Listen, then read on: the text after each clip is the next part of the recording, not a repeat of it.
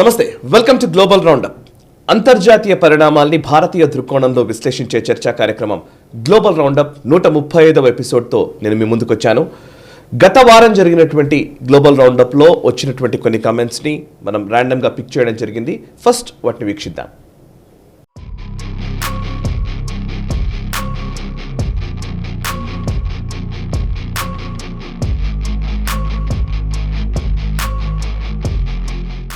చూసారు కదా, 134వ ఎపిసోడ్లోని కొన్ని కామెంట్స్ మనం వీక్షించాము. 135వ ఎపిసోడ్లోకి ఎంటర్ అవుతాము. అంతర్జాతీయ వ్యవహారాల నిపుణులు, విశ్లేషకులు మామిడి గిరిధర్ గారు నేషనల్ సబ్ స్టూడియోలో ఉన్నారు. వారితో మాట్లాడదాం. నమస్కారం సార్. నమస్తే సాయి. నమస్తే సార్. ఈ వారం గ్లోబల్ రౌండప్లోకి వెళ్ళిపోతాం. యాక్చువల్లీ నేను ఇంట్రొడక్షన్కి అసలు టైం ఎక్కువ తీసుకోవట్లేదు, ఎందుకంటే చాలా విషయాలు కవర్ చేయాలి కాబట్టి ఎంత తక్కువ ఇంట్రొడక్షన్కి పెడితే అంత మంచిది అనుకున్నాను. సో డైరెక్ట్గా విషయంలోకి వెళదాం. ఈ వారం ఉన్నటువంటి పాజిటివ్ అంశాల్లో airborne early warning control system Netra పేరిట ఏదైతే నెట్వర్కింగ్ ట్రాఫిక్ అనాలిసిస్ని నేత్రా అనే పేరుతో పిలుస్తున్నామో ఆ నేత్రా టెక్నాలజీ, ఇండిజీనియస్ టెక్నాలజీ, స్వదేశీ పరిజ్ఞానంతో కూడినటువంటి ఈ air born early warning control system సుమారు 6 నేత్రాకి సంబంధించి ఇండియన్ ఎయిర్ ఫోర్స్ వాటిని యాడ్ చేసుకోవడానికి ప్లాన్ చేస్తున్నట్టుగా తెలుస్తోంది. ఆల్మోస్ట్ దానికి సంబంధించి ఓకే వచ్చేసింది. సో ఒక్కసారి ఇది స్వదేశీ పరిజ్ఞానంతో కూడినటువంటి ఈ టెక్నాలజీ నేత్రా స్పెషాలిటీ ఏంటి, దీన్ని దేనికి ఉపయోగిస్తారు, దీనివల్ల ఇండియన్ ఎయిర్ ఫోర్స్కు అదనంగా కలిగే ప్రయోజనం ఏంటి? అసలు నేత్ర అంటేనే కన్ను. కరెక్ట్. ఆకాశంలో ఉన్నటువంటి కన్ను అంటే ఇది మన శత్రు స్థావరాలు కావచ్చు, శత్రు ప్రదేశాలన్నింటిని కూడా ఒక కన్ను కాసి ఉంటుంది అది. అందుకని ఏ వ్యాక్స్ అనేవాళ్ళు దాన్ని. మనం సరే భారతదేశంలో మనం దాన్ని నేత్రాన్ని నేర్చుకుంటున్నాం మనం. సో ఇదేం చేస్తుందంటే ఆకాశంలో ఎగిరినప్పుడు దాని చుట్టూతన ఉన్నటువంటి చాలా భూ ప్రాంతంలో ఉన్నటువంటి ప్రతి అంశాన్ని కూడా చాలా క్షుణ్ణంగా గమనిస్తుంది. అక్కడ డిఫెన్స్ ఇన్స్టలేషన్ ఉందా, అక్కడ ఏమున్నాయి, రడార్స్ ఉన్నాయా, ఏమున్నాయి, దాని మీద ఏం యాక్టివిటీ జరుగుతున్నది, అక్కడి నుంచి ఏమైనా మిసైల్ ఫైర్ అయిందా, అక్కడి నుంచి ఇంకేదైనా అటాక్స్ చేస్తున్నారా, ఏం చేస్తున్నారా అని క్షుణ్ణంగా మనకు ఇన్ఫర్మేషన్ వస్తుంది. అలాగే ఆకాశంలో వాళ్ళ ఫ్లైట్స్ తిరుగుతుండొచ్చు, మన ఫైటర్ జెట్స్ తిరుగుతుండొచ్చు, వాటి యొక్క పొజిషన్ ఏంటి, వాటి మూవ్మెంట్ ఏంటి, స్పీడ్ ఏంటి, డైరెక్షన్ ఏంటి, ఎటువంటివి అని కంప్లీట్ ఇన్ఫర్మేషన్ ఇవ్వగలిగినటువంటి కెపాసిటీ వీటికి ఉంటుంది. ఈ ఏవాక్స్ అనేటువంటి టెక్నాలజీ మొదట్లో వచ్చినప్పుడు అమెరికాను తర్వాత అమెరికన్ అలైన్స్ వాళ్ళకి మాత్రమే ఉండేవి, ఇంకెవరి దగ్గర ఉండేవి కావు. భారతదేశం కొనాలని మనం ప్రయత్నం చేసాం. ఇజ్రాయెల్ మనకి అమ్మడానికి సిద్ధపడింది, కానీ అమెరికా దాన్ని అమ్మడానికి వీల్లేదు అని చెప్పి వాళ్ళ మన మీద ఒక ఏమంటే రెస్ట్రిక్షన్ పెట్టారు. దాంతో ఇజ్రాయెల్ మనకు అమ్మలేనటువంటి పరిస్థితి. అంటే ఇజ్రాయెల్ నుంచి మనం చాలా ఎక్విప్మెంట్ కొన్నాం, మనం మ్యూనిషన్స్ కొనుక్కున్నాం కానీ లో end technology. High end technology వచ్చేసరికి అమెరికా దాన్ని క్లియర్ చేస్తే కానీ వాళ్ళు మనకు అమ్మలేరు. సో అప్పుడు మనం చాలా కష్టపడ్డాం. క్రమేపీ మన సైంటిస్ట్ దాన్ని తయారు చేయడం మొదలుపెట్టాం. మనకు ఇన్ఫ్యాక్ట్ ఇది చాలా అడ్వాంటేజ్ అయింది. అమెరికా మనకు టెక్నాలజీ డినై చేస్తూ వచ్చే కొద్దీ క్రమేపీ మనమే డెవలప్ చేసుకున్నాం. సరే, కాంగ్రెస్ రెజిమ్లో ఏం జరిగిందంటే వాళ్ళు ప్రత్యామ్నాయం చూసుకున్నారు. బహుశా సోవియట్ యూనియన్ నుంచి, రష్యా నుంచి తెచ్చుకున్నారు, లేదా మనం ఫ్రాన్స్ నుంచో లేదా యూకే నుంచో తెచ్చుకున్నారు వాళ్ళు. ప్రస్తుత ప్రభుత్వం ఏం చేసిందంటే మన ఓన్ భారతీయ రీసెర్చ్, డిఆర్డిఓ కావచ్చు, డిఆర్డిఓ అనుబంధ సంస్థలు ఏమున్నాయో వాటన్నిటికి కూడాను చాలా గణనీయంగా ఫండింగ్ ఇచ్చి వాళ్ళని రీసెర్చ్ చేయమని చెప్పారు. సో దాంట్లోనే ఈ నేత్రా అన్నది మనం కంప్లీట్గా ఇండిజినైజ్ చేసుకున్నాం. మనం ఇప్పుడు 6 వాటికి ఆర్డర్ ఇవ్వడం అన్నది ఒక పెద్ద మూవ్ కింద మనం భావించాలి. ఎందుకంటే ఒక ఫైటర్ జెట్ వెళ్ళి యుద్ధం చేస్తుందంటే దానికి చాలా సపోర్ట్ కావాలి, గ్రౌండ్ లెవెల్ సపోర్ట్ కావాలి, శాటిలైట్ సపోర్ట్ కావాలి, ఇటువంటి ఏవాక్ సపోర్ట్ కావాలి. ఇవన్నీ ఉంటే కానీ వాళ్ళు ఎఫెక్టివ్గా కొట్టలేరు. ప్లస్ ఇప్పుడు యుద్ధం అంతా ఏమవుతుందంటే బియాండ్ విజువల్ రేంజ్ అంటారు, BVR, beyond visual range missiles, బీవీఆర్ఎం కొట్టాలి మనం. అంటే మన కంటికి కనిపించదు, పైలట్ కనిపించదు ఎక్కడున్నాడో, అటు సైడ్ ఎవరో ఉండొచ్చు వాళ్ళు. అంటే ఇప్పుడు భూమి ఇలా గుండ్రంగా ఉంటే కనుక ఇక్కడి నుంచి మనం అటాక్ చేస్తున్నామంటే ఈ సైడ్ ఎక్కడో జరుగుతుంది. సో ఇక్కడి నుంచి మనం ఎలా కొట్టాలి, ఆ కర్వేచర్ ఉంటుంది, భూమి కర్వేచర్ దాటి వెళ్ళి కొట్టగలగాలి.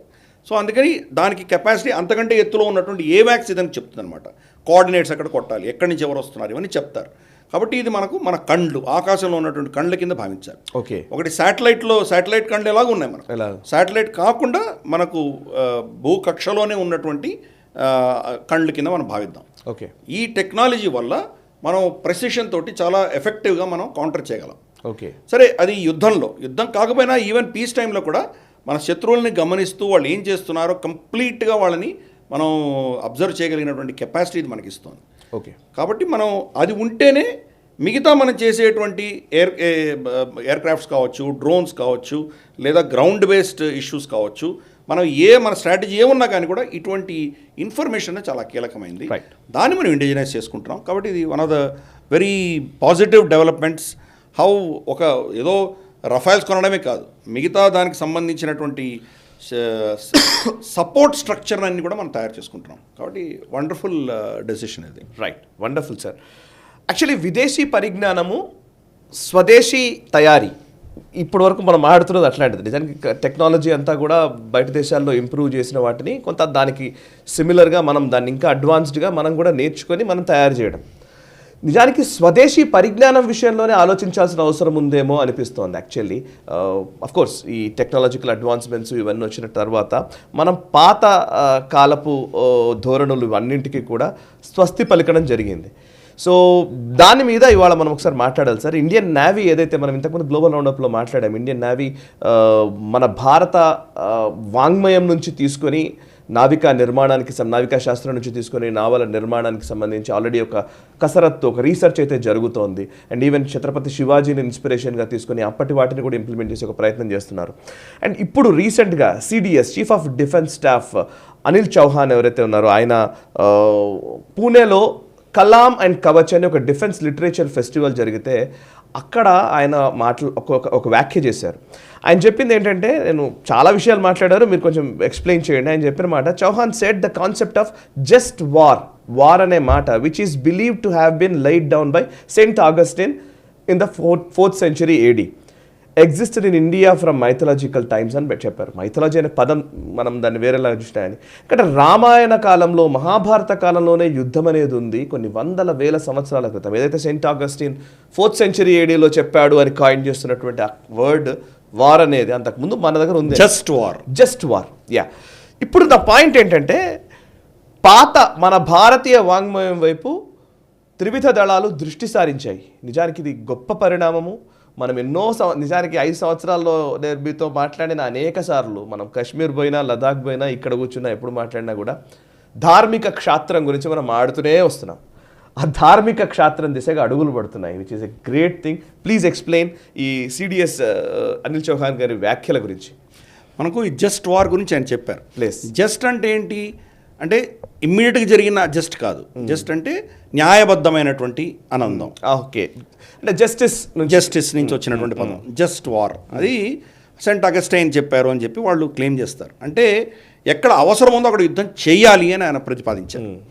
దేశానికి రక్షణ లేకపోవడమో, లేదా ఇక్కడ ప్రజల్ని పీడించేటువంటి పరిస్థితో, లేదా మన మీద శత్రువులు మన మీద ఏదైనా కంట్రోల్ చేసేటువంటి పరిస్థితి వస్తుందంటే కనుక మనం ముందస్తుగానే వెళ్ళి యుద్ధం చేయాలన్నది ఆయన పద్ధతి. అలాగే ఎంతవరకు కావాలో అంతవరకు యుద్ధం చేయాలి, యుద్ధం అవసరం లేనప్పుడు యుద్ధం చేయకూడదు. అంటే ఏదో టెరిటరీని కబళించుకోవడానికి మనం యుద్ధాలు చేయకూడదు, మన రక్షణ కోసము, మన బాగు కోసమే దాన్ని మాత్రమే చేయాలన్నది ఆయన ఫిలాసఫీ. మనం రామాయణంలో చూస్తే తాటకి వచ్చి మీద పడుతున్నా కానీ కూడా రాముడు ఏమన్నాడు, ఆవిడ స్త్రీనే, ఆవిడ ఎలా చంపుతాను నేను అన్నాడు. ఆయన రూల్స్ మాట్లాడాడు. ఆయన తర్వాత మళ్ళీ దానికి క్లారిటీ కూడా ఉంటుంది, ఇచ్చారు. కానీ బట్ విశ్వామిత్రుడు అంటాడు, అది ఆడదైనా కానీ రాక్షసి, ఇది ఇంతమంది తింటోంది కాబట్టి నువ్వు చంపాలి, చంపు అంటాడు. చంపుతాడు ఆయన. సో మనకేంటంటే ఇటువంటి ఎవరినైనా శత్రువుని చంపాలన్నా కానీ కూడా దానికి ఒక మనం రూల్స్ పాటించేవాళ్ళం, దానికి ఒక విధమైనటువంటి దానికి ధర్మాన్ని మనం తీసుకొచ్చేవాళ్ళం. ఈవెన్ రావణాసుడిని కూడా ఒకరోజు ఆయన కంప్లీట్గా వ్యవస్థ అస్త్రాలన్నీ కోల్పోయి ఉంటే కనుక ఈరోజు రెస్ట్ తీసుకో, రేపు పొద్దున్న మళ్ళీ రాముడు పంపించేస్తాడు, మరుసటి రోజు యుద్ధం చేసి చంపుతాడు. సో ఇటువంటి రూల్స్ బేస్డ్ ఎక్కడ యుద్ధం చేయాలో, ఎంత యుద్ధం చేయాలో ఇది తెలిసినటువంటి సంస్కృతి మనది అని సిడిఎస్ గారు చెప్పారు. మన వాంగ్మయంలోకి వెళ్ళామంటే, సరే ఆయన మిథాలజీ అనే పదం వాడాము, దాన్ని మనం యాక్సెప్ట్ చేయకపోవచ్చు.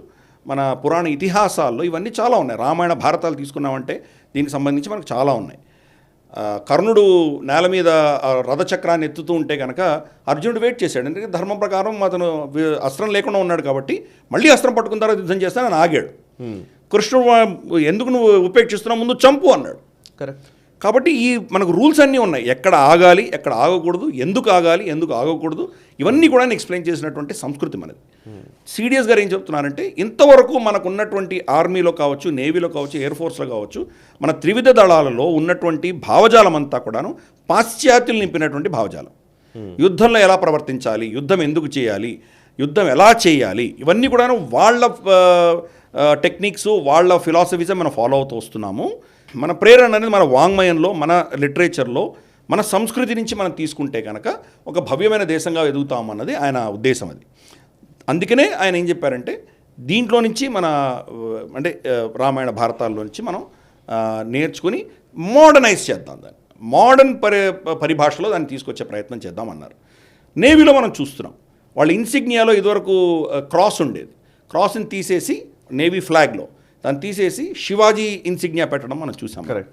అలాగే శివాజీ అంటే మనకు తెలిసిన ఇప్పుడు మిడిల్ హిస్టారికల్ పీరియడ్ చూస్తే కనుక పెద్ద నేవల్ పవర్గా ఆయన మరాఠా ఎంపైర్ని తీసుకొచ్చారు. ఆయన మొదలుపెట్టినప్పటికి 20 షిప్పులు ఉండేవి ఆయన దగ్గర. ఆయన చనిపోయే టైంకి రమారమి 200 షిప్పులు తయారు చేశారు ఆయన. మొత్తం 4-5 కోటలు ఆయన సముద్ర తీరాన్ని కట్టారు ఆయన.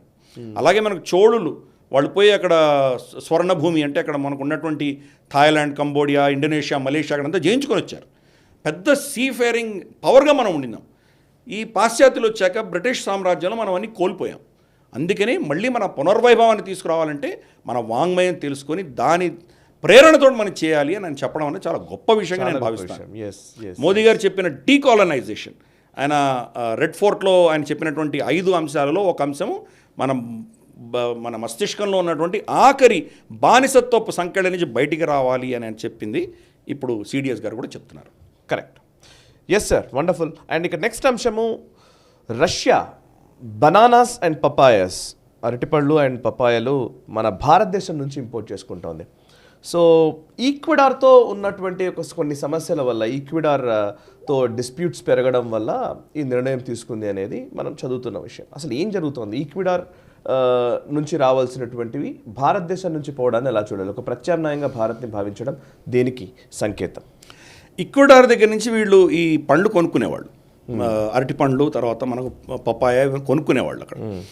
ఈక్వెడార్ ఏం చేసిందంటే రష్యా నుంచి వాళ్ళు కొనుక్కునేటువంటి అస్త్రాలను కొనుక్కోవడం మానేసి అమెరికా నుంచి తెచ్చుకునే ప్రయత్నం చేస్తున్నారు వాళ్ళు. సో కొనుగోలులో వాళ్ళకి విభేదాలు వచ్చినాయి. విభేదాలు వస్తే టిట్ ఫర్ టాట్, నువ్వు మా దగ్గర అస్త్రాలు ఇంతవరకు కొనుక్కున్నావు, ఇప్పుడు కొనడం మానేసావు, కాబట్టి నేను నీ దగ్గర ఇవేందుకు కొనుక్కుంటాను, నీ దగ్గర కొనుక్కొని ఇంకో దగ్గర తెచ్చుకుంటానని చెప్పి భారతదేశానికి షిఫ్ట్ అయ్యారు.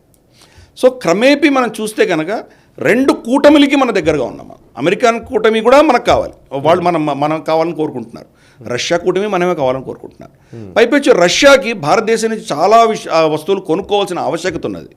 ఎందుకంటే మనకు వాళ్ళు చమురు అమ్మినప్పుడు, ఆయిల్, తర్వాత ఇవన్నీ గ్యాస్ ఇవన్నీ మనకు అమ్మినప్పుడు మన దగ్గర రూపాయలతో కొనుక్కున్నారు. అంటే మనం వాళ్ళకి రూపాయలు ఇచ్చి, భారతీయ రూపాయలు ఇచ్చి మనం వాళ్ళ దగ్గర కొనుక్కున్నాం. వాళ్ళ దగ్గర రూపాయలు చాలా గణనీయంగా పడున్నాయి. ఆ రూపాయలతో ఏం చేయాలి? మళ్ళీ భారతదేశం దగ్గర నుంచే కొనుక్కోవాలి. వేరే దేశంలో ఇస్తే ఎవరు రూపాయలు యాక్సెప్ట్ చేయరు, కాబట్టి భారతదేశం నుంచే కొనుక్కోవాలి. క్రమేపీ మన దగ్గర కొనుక్కునే ప్రయత్నం చేస్తున్నారు. సో ఒక స్ట్రాటజిక్ మూవ్.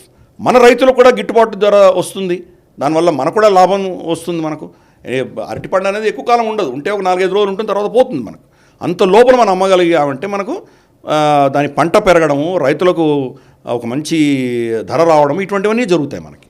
అందుకని ఒక స్ట్రాటజిక్ మూవ్. అంటే ఎక్కడ డిఫెన్సు, ఎక్కడ అరటిపండ్లు, రెండింటి మధ్యలో ఏంటి కనెక్షన్ అని చూస్తే కనుక ఇది కరెక్ట్. భారతదేశం మనం వాళ్ళ దగ్గర అస్త్రాలు కొనుక్కుంటున్నాము, వాళ్ళకి ఇవి అమ్ముతున్నాము. రైట్. సో ఎక్కడెక్కడ ప్రపంచంలో రష్యాకి విరుద్ధంగా ఎవరెవరు ఉంటున్నారో వాళ్ళందరినీ కూడా మన కుటుంబంలో చేర్చుకునేటువంటి ప్రయత్నం చేస్తున్నాం మనం. Right sir. ఇక నెక్స్ట్ అంశము, ఇది తెలంగాణకు సంబంధించినటువంటి ఒక మంచి పాజిటివ్ విషయము. ISRO National Remote Sensing Centre Telangana government నడుపుతున్నటువంటి తెలంగాణ స్టేట్ ఏవియేషన్ అకాడమీ తోటి ఒక ఎంఓయూ కుదుర్చుకుంది. అది ఫ్యూచర్ డ్రోన్ టెక్నాలజీకి సంబంధించి ఒక కీలకమైనటువంటి అడుగుగా మనం భావిస్తున్నాం. State of the art drone port in Hyderabad అని చెప్తున్నారు. ఇది ట్రైనింగ్ ఫర్ డ్రోన్ పైలట్స్ అనేది ఒక విషయం. బేసికలీ ఇది దీనివల్ల ఉపయోగం ఏంటో ఒకసారి చెప్తారా? బేసికలీ నిజానికి నేను ఒక విషయం ఏంటంటే, రేవంత్ రెడ్డి గారు ముఖ్యమంత్రి అయిన తర్వాత ఈ మధ్యకాలంలో కొన్ని పరిణామాలు అయితే కీలకంగానే జరుగుతున్నాయి. మొన్న ఇస్రోకి సంబంధించి ఒక రేడార్ స్టేషన్కి సంబంధించి ఫారెస్ట్ ల్యాండ్ కావాలంటే ఇచ్చారు. అది అంతకుముందు చాలా రోజుల నుంచి నానుతూ వస్తున్న విషయం అని మనకు మొన్న మధ్యన తెలిసింది. ఇంతకుముందు ఒప్పుకోలేదని. ఈవెన్ అదానితో కూడా పెట్టుబడులకు సంబంధించి కూడా ఒప్పందం చేసుకున్నారు. సో కొంత ఇన్సింక్ విత్ సెంట్రల్ గవర్నమెంట్ బిహేవ్ చేస్తున్నారేమో అనిపిస్తోంది. వెదర్ కాంగ్రెస్ గవర్నమెంట్ అయినప్పటికీ కూడా ఈ ఒప్పందాన్ని మీరు ఎట్లా చూస్తారు, ఇస్రోతో తెలంగాణ గవర్నమెంట్ చేసుకున్నటువంటి ఒప్పందం? ఇది చాలా అద్భుతమైనటువంటి ఒక మూవ్కి నేను భావిస్తాను. ఎందుకంటే ఇప్పుడు రాబోయే తరమంతా కూడాను డ్రోన్ రిలేటెడ్ ఉండబోతోంది. సప్లై చైన్స్ అన్ని డ్రోన్ మీద ఉండబోతున్నాయి, డెలివరీ సిస్టమ్స్ చాలా డ్రోన్ మీద ఉండబోతున్నాయి. అంటే అన్ని డిఫెన్స్ రంగమే కాదు, ఈవెన్ సివిలియన్ రంగంలో కూడా ఉండబోతున్నాయి. సర్వేలు డ్రోన్ ద్వారా చేయబోతున్నారు. మనకు రేపు పంటలకు మనం ఎరువు వేయాలన్నా, వాటికి పెస్టిసైడ్స్ వేయాలన్నా, ఇంకేదైనా సర్వే చేయాలన్నా, ఇంకేదైనా డెలివరీ చేయాలన్నా అన్నీ కూడా డ్రోన్స్ ఉండబోతున్నాయి. అలాగే రేపటి రోజు ఇప్పుడు స్విగ్గీ, జొమాటో ఇవన్నీ మనకి ఏవైతే వస్తున్నాయో, అలాగే మనకు అమెజాన్, ఫ్లిప్కార్ట్ ఇవన్నీ ఏవైతే మనకు డెలివరీ బాయ్స్ బైక్లో వచ్చి మనకి డెలివరీ చేస్తున్నారో, రేపటి రోజు డ్రోన్స్ వచ్చి డెలివరీ చేయబోతున్నాయి. కాబట్టి డ్రోన్స్ టెక్నాలజీలో భారతదేశం ముందస్తుగా అంటే ఈ ప్రపంచంలో ఒక అగ్రగామిగా ఉండాలి అంటే కనుక దీని యొక్క ట్రైనింగ్, దీనికి కావాల్సినటువంటి నైపుణ్యం ఉండవలసింది చాలా ఆవశ్యకత ఉన్నది.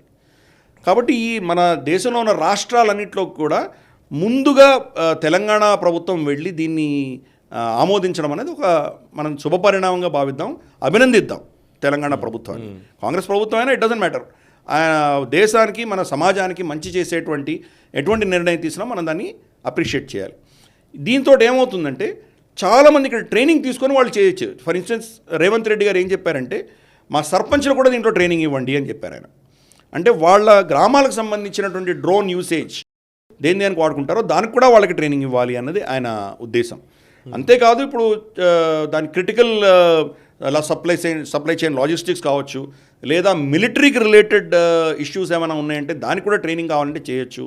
లేదా మీరు ఏదైనా కొత్త డ్రోన్స్ తయారు చేశారు, దాని యొక్క క్షమత టెస్ట్ చేయదలుచుకుంటే టెస్ట్ చేయొచ్చు.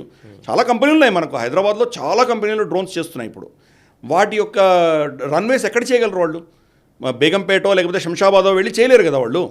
కాబట్టి దీనికి సపరేట్గా ఒక ఎయిర్పోర్ట్ లాంటిదే డ్రోన్ పోర్ట్ అనేది ఇవ్వడం అన్నది చాలా అద్భుతమైన ఏ స్టేటు చేయలేని మన తెలంగాణలో వస్తున్నది. ఇది 20 ఎకరాలు దీనికి అలొకేట్ చేయమని చెప్పి ఆయన ఆఫీసర్స్కి ఆర్డర్ ఇవ్వడం జరిగింది. అది సో ఇదాక ఎస్టాబ్లిష్ అవుతే కనుక హైదరాబాద్ డ్రోన్ సెంటర్గా అయ్యేటువంటి అవకాశం ఉన్నది. Very nice. ఈరోజు మనకు హెచ్ఏఎల్ బెంగళూరులో మనకు డిఫెన్స్ రంగానికి సంబంధించిన ఎయిర్ క్రాఫ్ట్ సంబంధించి ఒక సెంటర్ అయింది కదా, అది అటువంటిది మనకు హైదరాబాద్లో డ్రోన్ రిలేటెడ్ అవబోతుంది. ఫ్యూచర్ అంతా డ్రోన్లనే.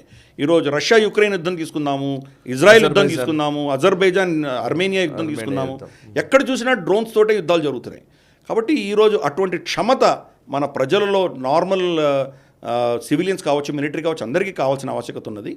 దానికి హైదరాబాద్ కేంద్రం అవుతున్నదంటే మనం అందరూ గర్వించదగ్గటువంటి విషయం. యా, ఇక నెక్స్ట్ అంశం సార్, ఇక మిగతా వార్తల్లోకి వెళదాము. భారత్కి సంబంధించిన వార్తలు, అది ప్రపంచవ్యాప్తంగా పేరెన్నికన్నటువంటి సంచలనం సృష్టించినటువంటివి. ట్రిబ్యూన్లో వచ్చింది యాక్చువల్లీ స్టోరీ. బేసికల్లీ ముంబై పోర్టుకి ఒక 3 తమిళ్లు బోట్లో రావడం జరిగింది. ఇది ఎక్కడో కువైట్లో తన ఎంప్లాయర్ ఎవరైతే ఎక్కడైతే పనిచేస్తున్నారో వాళ్ళ హార్ష్ ట్రీట్మెంట్ నుంచి తప్పించుకోవడం కోసం వాళ్ళు కువైట్ నుంచి పడవేసుకొని ముంబై వరకు వచ్చేసారండి. నిజంగా ఇది చాలా ఆశ్చర్యకరంగా అనిపిస్తున్న విషయము. And at the same time వాళ్ళని అరెస్ట్ చేశారు, విచారణ జరుగుతోంది. ఇది సెక్యూరిటీకి సంబంధించిన అంశం కూడా కాబట్టి ఒకసారి దీని వివరాలు చెప్తారా? అండ్ మీరు కూడా చూసారు కువైట్ లాంటి దేశాల్లో, గల్ఫ్లో ఎట్లాంటి పరిస్థితులు ఉంటాయో మనకు తెలుసు. కానీ అక్కడ నుంచి రావడం కూడా చాలా కష్టంగా భావించేవాళ్ళు చాలామంది, జైళ్లలో మగ్గుతున్న వాళ్ళు చాలామంది ఉన్నారు. ఒక 3 వచ్చారంటే మాత్రం నిజంగా ఇది కొత్త విషయమే. ఒకసారి ప్లీజ్ ఎక్స్ప్లెయిన్. అంటే అక్కడ ఎలా ఉంటుందంటే ఎంత కఠినమైన పరిస్థితులు అంటే మీరు వెళ్ళంగానే మీ పాస్పోర్ట్లు సీజ్ చేస్తారు వాళ్ళు. పాస్పోర్ట్లు వాళ్ళ దగ్గర పెట్టేసుకుంటారు. సో మీరు ఆ దేశం నుంచి వెళ్ళాలన్నా మీరు వెళ్ళలేరు. వెళ్ళాలన్నా వాడి ఎంప్లాయర్ పర్మిషన్ ఉంటే కానీ మీరు బయటకు కూడా వెళ్ళలేరు. అంత లోపల వాడు ఎంత చిత్రహింసలు పెట్టినా మీకు గతి లేని పరిస్థితి అక్కడ ఉండవలసిన పరిస్థితి. ఇప్పుడు కొంత మార్పులు జరిగినాయి, కానీ అక్కడ ఇప్పటికి కూడా ఇంకా అక్కడ ఉన్నటువంటి పరిస్థితులు చూస్తే కనుక చాలా కఠినమైనటువంటి వర్కింగ్ కండిషన్స్ ఉంటాయి. రమారమి 12 గంటలు పనిచేస్తారు వాళ్ళు. ఎండ 50 డిగ్రీల సెల్సియస్ ఎండలో కూడా పనిచేయవలసినటువంటి పరిస్థితి వీళ్ళకు. వారానికి 1 రోజే లీవ్ ఉంటుంది వాళ్ళకి. పెయిడ్ లీవ్ అన్నది లేనేలేదు, అన్పెయిడ్ లీవే. 1 రోజు వాళ్ళు ఎగ్గొట్టినా దాని జీతం పోతుంది వాళ్ళకి. అటువంటి కఠినమైన పరిస్థితుల్లో మన వాళ్ళందరూ పనిచేస్తున్నారు. ఎస్పెషలీ మనం చూస్తే కనుక మన రాష్ట్రంలో, తెలంగాణ రాష్ట్రంలో చూసామంటే ఆర్మూర్ లాంటి ప్రాంతాలు, నిజామాబాద్, సిరిసిల్ల, మన తెలంగాణ ప్రాంతం నుంచి చాలామంది అందరూ అక్కడే వెళ్ళున్నారు. చాలామంది పాపం చాలా దుర్భరమైన పరిస్థితుల్లో పనిచేస్తున్నారు వాళ్ళు అక్కడందరూ. కాబట్టి అటువంటి పరిస్థితుల్లోనే వీళ్ళు 3 కూడా చాలా కష్టమైన పరిస్థితుల్లో ఉండగానే వాళ్ళ పాస్పోర్ట్ని వాళ్ళ ఎంప్లాయర్ దగ్గరే వదిలేసి ఏదో బోటుని తీసుకొని వాళ్ళు వచ్చేయడం జరిగింది. అది కాకపోతే వీళ్ళు ఇంత దూరం వచ్చారంటే ఇన్ని దేశాలు ఏం చేస్తున్నాయనేది పెద్ద ప్రశ్న. ఎందుకంటే చాలా దేశాల టెరిటోరియల్ వాటర్స్ దాటుకొని వచ్చారు కదా వాళ్ళు. ఇరాక్, ఇరాన్, తర్వాత ఖతార్, తర్వాత యుఏఈ, తర్వాత ఒమాన్, తర్వాత ఇటు పాకిస్తాన్, ఇన్ని దేశాల యొక్క ఏమంటారంటే వాటర్ ఏదైతే వాళ్ళ సముద్రాలు ఉన్నాయో అవన్నీ దాటుకుంటూ వచ్చారు. మరి ఆ దేశాలు ఎవరు ప్రశ్నించలేదా వీళ్ళని? కరెక్ట్. ప్రతి బోట్కి ఒక ప్రోటోకాల్ ఉంటుంది. బోట్ వెళ్తోందంటే ఇది ఎటువంటి బోట్ అని వాళ్ళు చెక్ చేస్తారు. లేదంటే ఇది పైరట్స్ అయి ఉండొచ్చు కదా. అందరికీ ఎవరి భయాలు వాళ్ళకు ఉంటాయి. కాబట్టి ఎవరు చెక్ చేయకుండా వీళ్ళు ఎలా వచ్చారనేది పెద్ద ప్రశ్న. రెండవది ఏంటంటే వీళ్ళు నడి సముద్రంలోకి వస్తే కనుక వీళ్ళు బహుశా దారి తప్పిపోయేటువంటి ప్రమాదం ఉంది అని చెప్పి వీళ్ళు ఏం చేశారంటే సీ కోస్ట్ మన ఏదైతే భూమి ఉంటుందో భూమి దగ్గరగానే, అంటే భూమి సీ కోస్ట్ దగ్గరగానే వీళ్ళు ప్రయాణం చేశారు. అంటే పాకిస్తాన్ కూడా దగ్గరగానే ప్రయాణం చేశారు.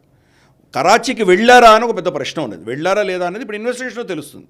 బహుశా కరాచీకి వెళ్ళి అక్కడ నుంచి మళ్ళీ వచ్చారని కూడా ఒక వర్షన్ ఉంది. నిజాలు మనకి ఇన్వెస్టిగేషన్ తర్వాత తెలుస్తాయి. అందుకనే వాళ్ళని అరెస్ట్ చేయడం జరిగింది. సరే, వాళ్ళు కష్టపడ్డారు, దానికి వచ్చారు, బాగానే ఉంది. కానీ మన పాస్పోర్ట్ చట్టాలు ఉన్నాయి. మన పౌరులు కూడా మన దేశానికి రావాలంటే పాస్పోర్ట్ తీసుకునే రావాలి. పాస్పోర్ట్ లేకుండా వస్తే కానీ వాళ్ళని అరెస్ట్ చేయొచ్చు. కరెక్ట్. కాబట్టి ఆ దృష్ట్యాలను వాళ్ళని అరెస్ట్ చేయడం జరిగింది. ఇది సెక్యూరిటీకి మనకు చాలా పెద్ద బ్రీచ్. మరి పాకిస్తాన్ దారిలో వీళ్ళకి ఏం చెప్పిందో తెలియదు. వాళ్ళు మరి ఎటువంటి పరిస్థితుల్లో వచ్చారో తెలియదు. ఈరోజైతే వీళ్ళు వచ్చారు, రేపు ఇంకేదైనా బోట్ బాంబులతోటో దేనితోటో వచ్చి వాళ్ళు మన మీద అటాక్ చేస్తే, ఒక నేవల్ హెడ్ క్వార్టర్స్ మీద అటాక్ చేస్తే పరిస్థితి ఏంటి? చిన్న బోట్ కదా. సముద్రంలో ఉన్నటువంటి మన ఫ్రిగేట్సో లేకపోతే ఇప్పుడు సొమాలియా పైరెట్స్కి సంబంధించి, హౌతీలకు సంబంధించి మనవి 10 షిప్పులు ఉన్నాయి అక్కడ. ఆ షిప్పులను పోయి వీళ్ళు ఢీకొని ఆత్మాహుతి దాడులు చేస్తే మరి పరిస్థితి ఏంటి? అందుకని సెక్యూరిటీ దృష్ట్యా ఇవన్నీ కూడా ఏంటి అనేది ప్రోటోకాల్ మనం చేయడానికి వీళ్ళని అరెస్ట్ చేశాం. ఆల్రెడీ ముంబై అటాక్స్ చూసాం మనం. వాళ్ళు షిప్లోనే వచ్చారు. కరాచీ నుంచి ఒక చిన్న బోట్ వేసుకొని వచ్చి మన ముంబైలో దిగి విధ్వంసం సృష్టించిన విషయం మనకు తెలుసు. కాబట్టి సముద్రం గుండా మనకు ఎప్పటికీ ముప్పు ఉన్నది అన్న విషయం తెలిసే అప్రమత్తంగా ఉన్నాము. కానీ వీళ్ళు భారత సరిహద్దులో ఎంటర్ అవ్వగానే వీళ్ళని అరెస్ట్ చేశాం మనం. ఓకే. బట్ ఎప్పటికైనా ఈ డేంజర్ ఉంది అని మనం అర్థం చేసుకోవాలి. రైట్.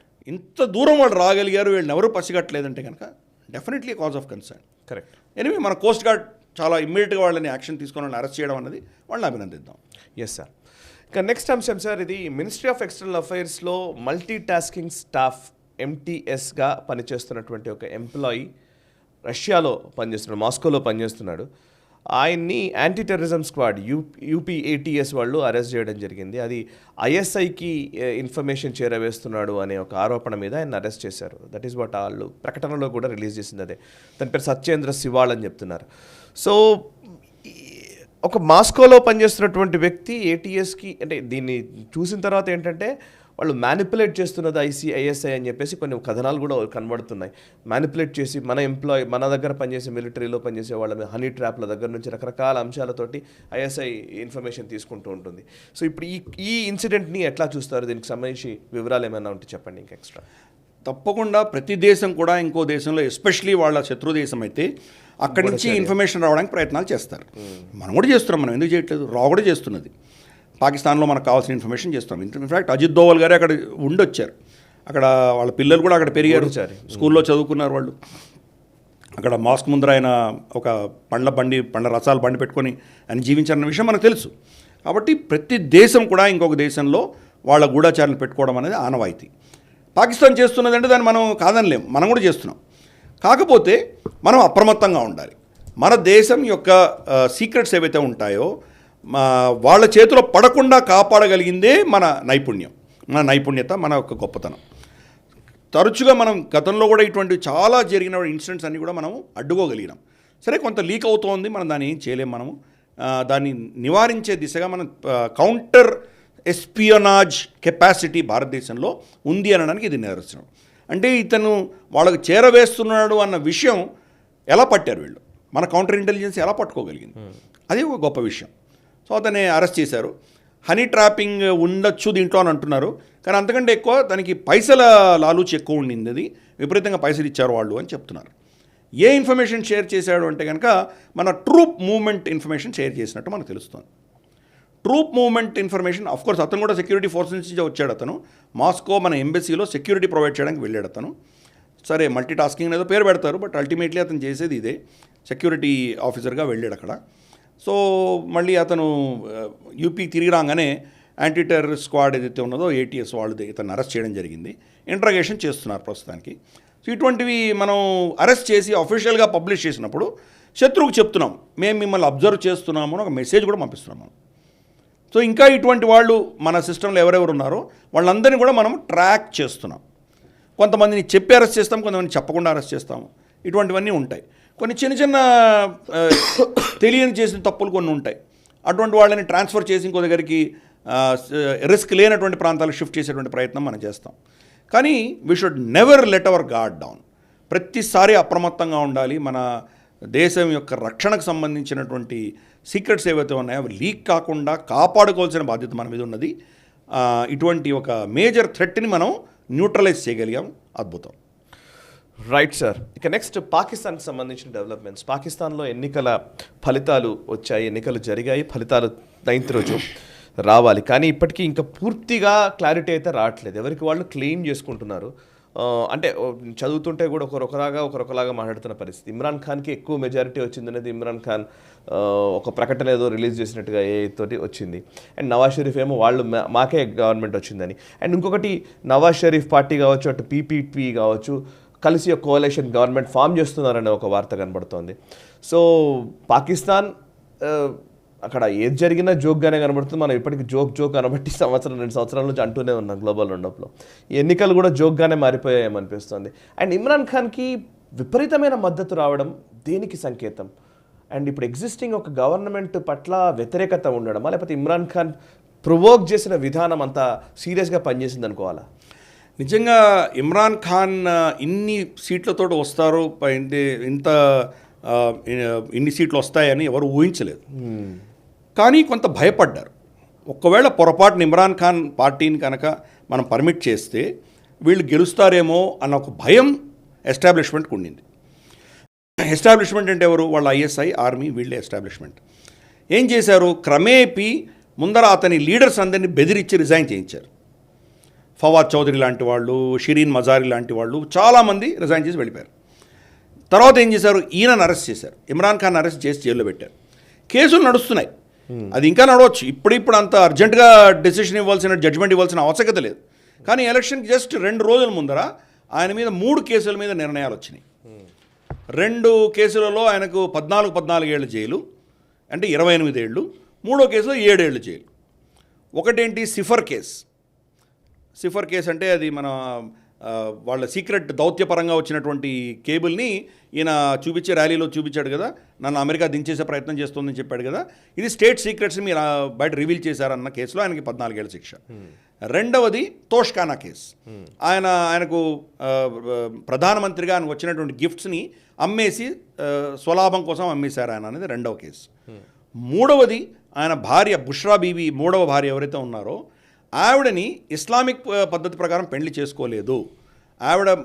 ఆవిడ భర్తని డివోర్స్ ఇచ్చిన తర్వాత, విడాకులు ఇచ్చిన తర్వాత 3 నెలలు ఇస్లామిక్ రూల్ ప్రకారం ఆవిడ వేచి ఉండవలసింది. 3 నెలలు కాకముందరే పెళ్లి చేసుకున్నావు కాబట్టి 7 నెలల శిక్ష, 7 ఏళ్ల శిక్ష అని 3 శిక్షలు వేశారు. ఎలక్షన్కి జస్ట్ 48 గంటల ముందర వేశారు ఆ శిక్ష. అంటే ఎట్టి పరిస్థితుల్లో కూడాను ఇమ్రాన్ ఖాన్ ప్రధానమంత్రి అవ్వకూడదు అని డీప్ స్టేట్ ఎస్టాబ్లిష్మెంట్ ఎంత ప్రయత్నం చేసినా, ఇంకోటి ఏం చేశారంటే చాలా కీలకమైంది, వాళ్ళ పార్టీ సింబల్ని తీసేశారు. ఇప్పుడు కాంగ్రెస్కి హస్తమో లేదా బీజేపీకి కమలమో తీసేస్తే నిజంగా వాళ్ళు అన్ని ఓట్లు వస్తాయంటే పెద్ద ప్రశ్న. ఎందుకంటే ప్రజలకు ఆ పార్టీ లీడర్ ఎవరో తెలియదు, అక్కడ కంటెస్ట్ చేస్తున్న వాళ్ళు ఎవరో తెలియదు.